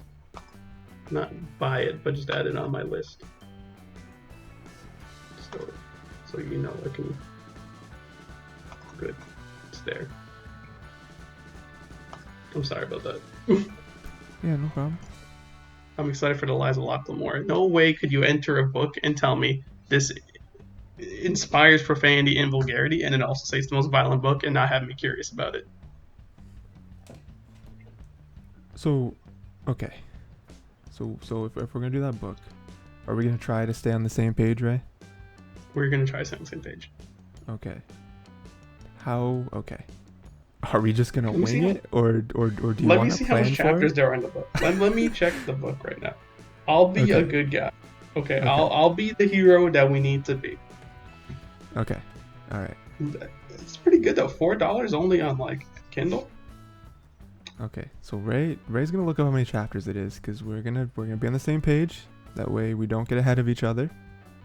And then we can also tell you guys how many chapters to read for next week. And while Ray's looking that up. So there's this. Look in the printer. There's 4 parts to this book. Okay. And we can, if you want, we can do all 4 parts as sections. So we can do the first part. We do one part a week. Is that what you're saying? One part a week, maybe. Let me see where the interlude ends here. So I'm looking at Kindle pages right now. Okay. This is me speaking Kindle ways. I don't know what it speaks in real life pages. But part 2 starts at page 202 of 723 of the book. Okay. So essentially 200 or maybe less pages a week. Pretty much, at least in Kindle pages. Okay. Is that doable for you? Can you do 200 pages a week? Yes. I feel like I probably can. I don't see why not. Let me hit you with a fun fact. You want to know how long Cat in the Hat is? I think it's like 140 pages long or something like that. Oh, really? I wouldn't have said Very that. different though, because there's not many words per page here. But still, Sure, yeah, I get that. 140 is still kind of long. But you wouldn't expect a children's book to be that long. Kind of hitting you with that. Factoid. How much words? Is there like a word count here? Okay, we're getting way too granular. 750 Kindle pages. Let me put the Way of Kings here, because this is actually like what I know as like one of the longer books I recommend all the time. Goodreads. Because I told you, Way of Kings, Brando Sando. How long is this book? This is 1,000 pages. And then let's look at like the first Mistborn to get like an idea for Kindle pages. That's So like first Mistborn, 500 to 600, I would say. 540 pages. Yeah. How long do you think it took you to read first Mistborn? Look up Wax and Wayne Book 3. Okay. Because I can tell you a great estimate, because I'm reading it right now. I apologize to everyone listening, but this is work that we have to do. That way we get a good product for you guys. Bands of Mourning. Goodreads. This is necessary to find out exactly what's happening. Okay, so Bands of Mourning is like 448. What'd you say? It's 448.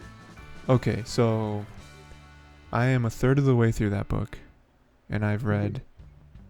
It's taken me less than a week to do that, I think. Okay. So in that case, pages? I think the 2 page should be good. Yeah, I do 200. Yeah. We can do one part a week. Okay. All right. Because that book is split into 4 parts. We got that. That's kind of layered out for us there. Yeah, that works. That's the type of magic. Also, that book is like basically like 2 or like it's like 1.5 Mistborns put together. 1.5 Bands of Mournings. Yeah, it's not bad. It's not bad. Listen, I just finished Wheel of Time, and that was like 900 pages. So. Eye of the World. Okay, hold on. Okay, I lied. It's a little over 800. Okay. You're gonna look it up and fact check me. Goodreads. I want to see what it is. I'm pretty sure it was like 810 or something like that. 800 exactly. Oh, really? Well, okay. Oh, that's the mass market paperback. That's not a Kindle at all. Oh, still a lot more though. Yeah. Well, I don't know. Actually, I have it on my phone. What's wrong with me? I can pull it up. I have it here. Well, I usually go by I guess the Kindle pages is just like ebook pages, because I think that matches with what mine is. Okay, I got 751 for Wheel of Time. Yeah. So that's the same length though. So come on, lock Lamore in that same length. Okay, so we're locked in then.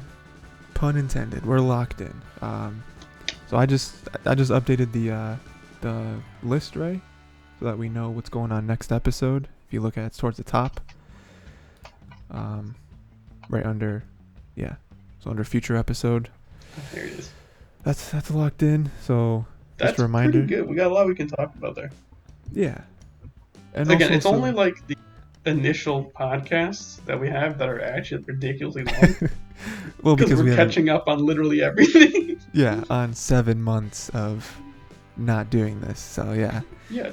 But yeah. So just a recap for anyone still here. Just a recap. For the anime, we're doing Lycoris Recoil Eps 1 and 2, Rent a Girlfriend Season 2 Eps 1 and 2, the movie Pig, Nicolas Cage, MCU. Make sure to maybe just read the stuff that came out. We're going to be talking about, maybe theorizing about some Phase 5 and 6 announcements. And in the book, we're reading part 1 of The Lies of Locke Lamora, book 1 in the series. I don't know what the series is called, but I think it's Gentleman Puppets. yeah. And yeah, I think that's pretty much it, Rayman.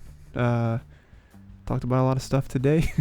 Next week will be a lot more concise, but yeah. There's a lot of groundwork that was done this episode. A lot of groundwork was set in. Yeah. A lot of the, the draft.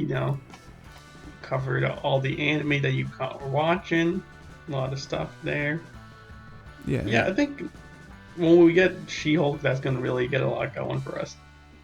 Yeah, definitely. Yeah, because that'll fill in the MCU. I mean, I do have something planned for the second gap week. So we're good. We're good. We're good until then. It's all good for me, Chief. Yeah. All right. Anything? Thumbs of approval. I gotta get the seal made. I gotta make it on like paint. Yeah, you should. That'll definitely be worth it. All right, Ray. So if that's it, I was gonna say thank you for joining me, but that sounds so weird. Thank you for joining me. Oh man, we're joining each other. It's getting weird in hour 4. Thank you everyone for listening. I guess if you're still here, make sure to check out next week. I mean, this week was great. Next week's gonna be better because we got again, it's more concise. The groundwork setup. Yeah, man, it's crazy. The jokes are gonna be flowing. We'll have stuff to talk about legitimately. Oh yeah, we talked about some stuff here, but I mean, it's different when we get the anime going. Oh yeah, dude, it's gonna be great. Because I'm remembering what was that one anime that hyped us up and then actually bombed and truly tore us apart? Other than Wonder Egg, I mean, what's one Roman? It was like Sing Yesterday for Me. Is that what it was? Yeah, I think so. Was that the one where we were like? It was the love rectangle. Was that the one where we thought it was 16 episodes, but it was actually 12? Yeah. Yeah, it was that one. Yeah. Truly awful. Okay, I think the suicide jokes came in way too quickly on that one, actually. Yeah, you're right. Yeah, man. Maybe next time another tease. Maybe next time we'll talk a little bit about Chainsaw Man. Because I haven't read any of it. I just want you to know, Ray. That's why we didn't talk about it today, because I haven't read any of it. So I'll be really I'm fully caught up. Okay. That's duality. I can be not caught up in the books because I'm catching up on manga. Fair, yeah. But not really though, because I'm still not caught up on Spy Family. I mean, that happens to me too. I remember recently where I was like, "Oh man, getting back into books," and you were like, "Oh man, getting back into manga." And we were just I'm swapping off. Yeah, we're swapping. Yeah, it's funny. Okay, that is it, everybody. Stay tuned next time for another episode Untitled, Unfocused. Yeah, I don't know what Ray's doing, but we're ending the episode. It's a little idle heart they have, Oh yeah, okay, yeah, you're right. Okay, bye Rayman, bye everyone else. Have a good day, everybody. I miss you. Call me. That wasn't for you, Tyler. That was for the audience.